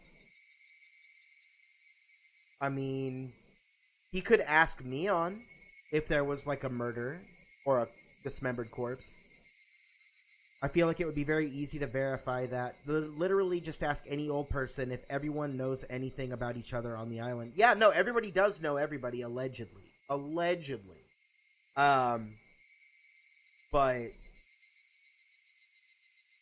it seems like he was joking about, yeah, there's a dismembered corpse here, haha. And the guy's like, yeah, I heard they never found the arm. Shit, what? That's a weird way to end the chapter. So we got 2 more tips. Let's take a look. We got the Maibara Manor. So Keiichi, we know his last name is Maibara. So what we're about to learn here is about Keiichi's home and maybe his ancestors. And then we have the Dam Site Murder / Dismemberment newspaper edition. Oh, we gotta start at the murder. Here we go, Zoe. We have arrived at the murders.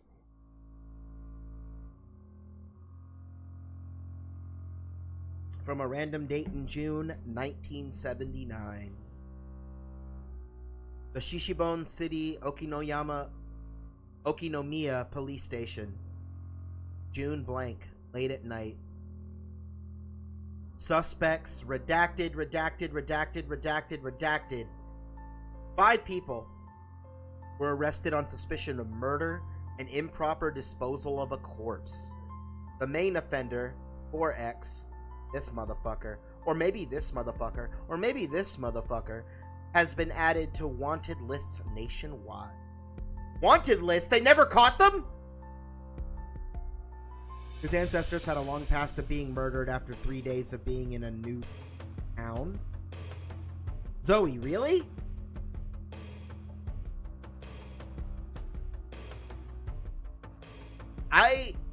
Like I said when the stream started, I don't think you were here. Okay, you're fucking with me. That's fine. That's fine.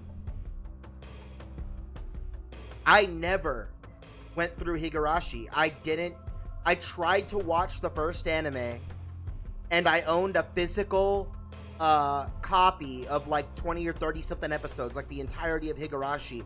I owned a physical Blu-ray. It got stolen, but I had a physical that I'd never watched. Because I tried to watch an episode or 2, and I couldn't do it. So, Higurashi as a concept and a whole and a story is new to me. And we're going through it the way the original author and the original creators of Higurashi, I'm sure it was a team, intended us to go through it. And I feel like after the games, I'll be able to enjoy the anime more for what it is. But right now, I'm loving the writing. I feel like I'm getting a lot of really good things in my mind just because I know anime and I can see the anime in my head in a way, you know, which is what a good light novel should do.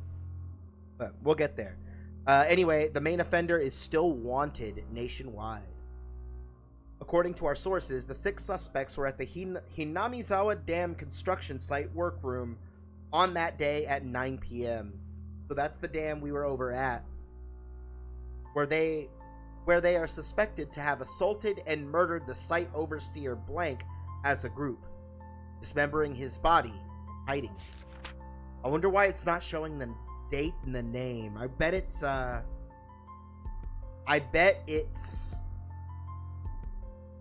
you know, stuff that you have to learn later. Like, this would give away people's names and, like, histories. It's the kind of thing you're supposed to unravel as a mystery. Don't get me wrong, it's a decent enough anime, but it's relatively consistent. Yeah, I can see that. Like, I feel like the anime is rushed, with visual novels especially. Whenever they do an anime adaptation, it's typically very rushed. Some really good examples of visual novels that were so good, but their anime was... Ooh, it sounds like their stuff isn't going well over there. But their anime sucked, right? Like, visual novels that I feel didn't get the proper treatment they should have got because, you know, with an anime adaptation, Fruit of Grisea is one of the ones on there. I really didn't like the anime. It was rushed. It was just... It left out so much. And that's the biggest problem when it comes to adaptations from the source material and the source media, is you're not getting that initial, you know, what the authors wanted to push out. So, I don't know. I will go through the anime at some point, but I feel like I have to go through the games with this one first, just like with Fruit of Grisea, or with, what's that other example I had in my head? Chaos Head, Chaos Child. Like, Steins Gate did a really good job, but, like, you really couldn't fuck up Steins Gate. You know what I'm saying? Chaos Head and Chaos Child got fucking screwed. Chaos Head especially got screwed with its anime adaptation, from what I've seen. I'm about 6 episodes in, and they're just rushing it, and it's not looking good. But we'll get to that later. Back to it. A report was filed by the Shishibone City Hospital in which a male suspect alluded to having murdered Mr. Blank. When questioned at the police station, the individual confessed to the crime. As a portion of the body was recovered at the location he gave, he was arrested that afternoon on suspicion of murder and mutilation of a corpse. Chaos Head.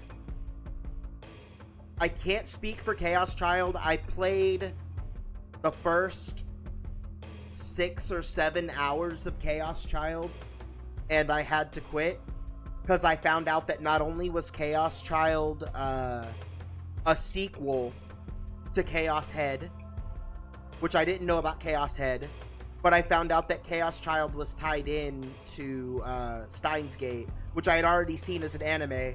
My first introduction to the Mystery Science Adventure series was Steins Gate as an anime. And I think that's the way a lot of people got into it, because Steins Gate was, it had a following. Steins Gate was something. But my favorite of the Mystery Science that I've read so far, so just Steins and Chaos Head and the half of Chaos Child I read, Chaos Head is my favorite. And I think that's because I completed Chaos Head. I have not completed the Steins Gate visual novel. I'm at the part where he's constantly looping time, trying to save a certain character's life from events that happen. He's trying to get on the right world line. But I've seen Steins Gate the anime all the way through, so I know how the game is going to end. I'm close to beating the game, but I feel like I may have just lost my data, because I think I corrupted my memory card on my PS Vita. And if I did, then I'm not going to replay Steins Gate as a game, but I know the anime and I know how it ends, so I'm cool with, I already know what's going to happen, right? The only reason I was reading it was because it's really good, and I love the ability to just, like, I'm playing the PS Vita version, so it's got all the old artwork, not the new anime artwork from Steins Gate Elite, but it's that good artwork. I actually have a copy of Steins Gate Elite on Nintendo Switch. I'm about to sell it. I'm just done. I don't want it. After playing the Vita game and seeing the original artwork, between that and the anime, I'm solid. I don't need the game there. But the rest of the suspects were arrested at the same day, but the main culprit is still at large. Police are currently on his trail. The motive is purported to be a drunken verbal dispute during which he killed the victim in a fit of anger. Oh. If booze makes you fight, stay away from the booze. However, as there are multiple inconsistencies with their testimonies, the investigation is ongoing.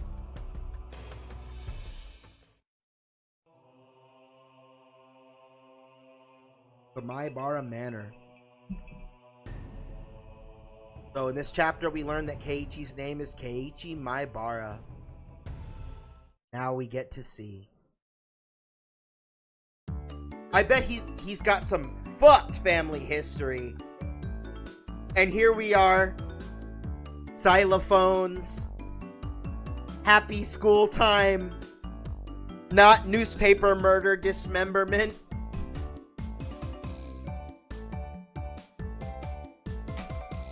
Ow, I just burned my fucking thumb. Stupid lighter.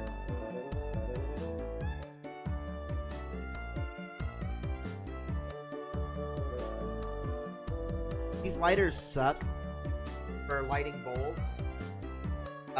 Because the flame, when you turn it, it turns the fire towards your thumb, right? So you gotta angle it correctly.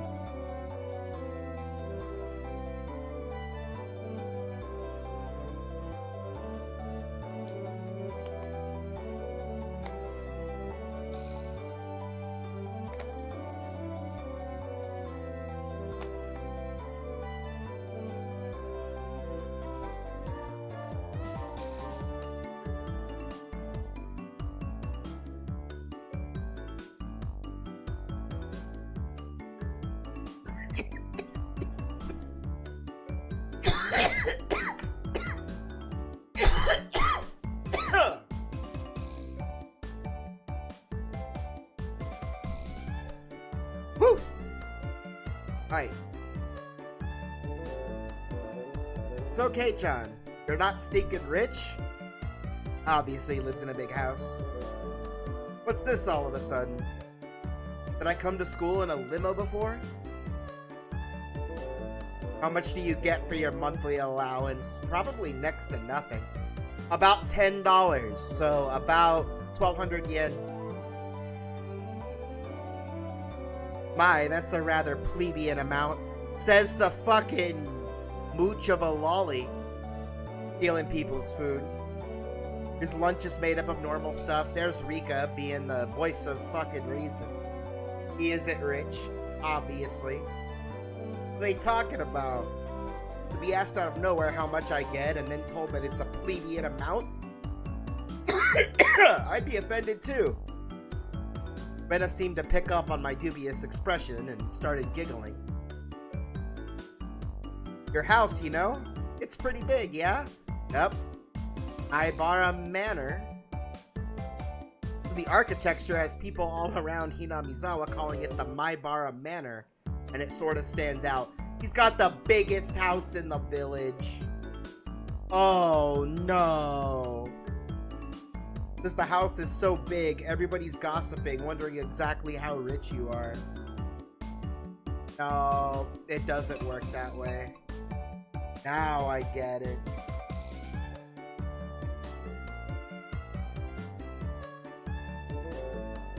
It looks big from the outside.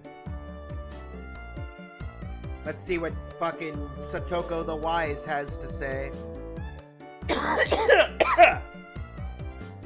From my deduction, I wager they spent too much money on building the house, and that's why they're now broke. Bro! First I'm rich and now I'm broke? How very unfortunate, she says. Rika-chan took pity on me as she patted my head. I go from being treated like a millionaire to a beggar.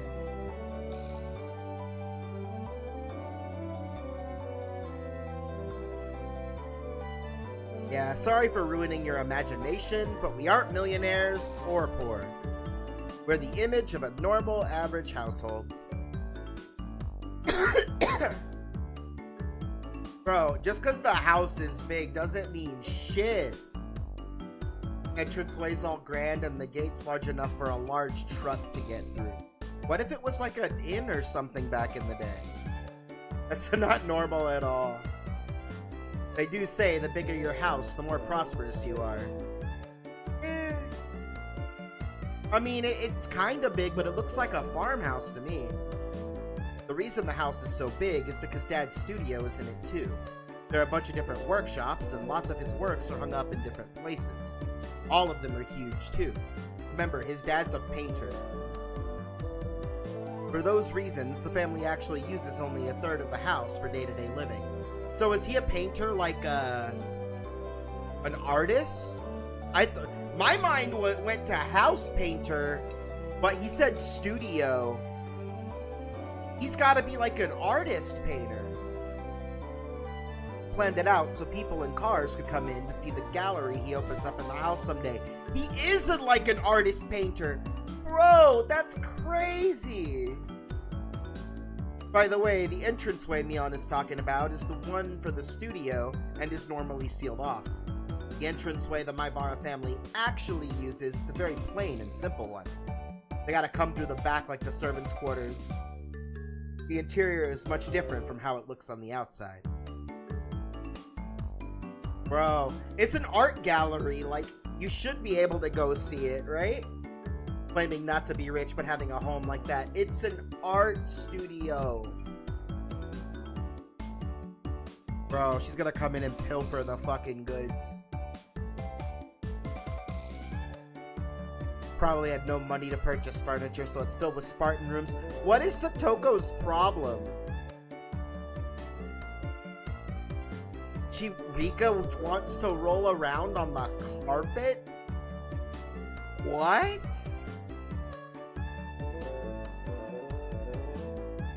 Seems like their imaginations were just piling on.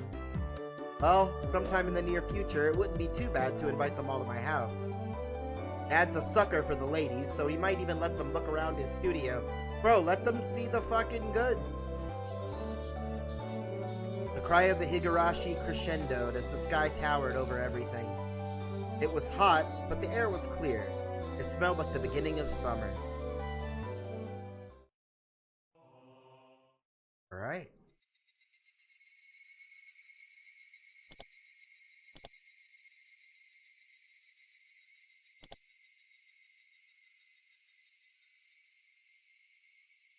Well, 3.5 hours. I'd say that's pretty good for the opening run. I've accomplished what I wanted to accomplish, and it may only be 11 o'clock. Colonel Sanders, yep. It's gonna be that way. I want to have a backup save just in case. I'm paranoid. Alright, guys. I appreciate you hanging with me. We're gonna continue Higurashi. I don't know when, but we certainly will. For now, I'm gonna call it here. And join us tomorrow for the Civil Craftcast, because we're gonna craftcast. Happy October, guys. We're just getting started this month. Let's fucking kick it into high gear.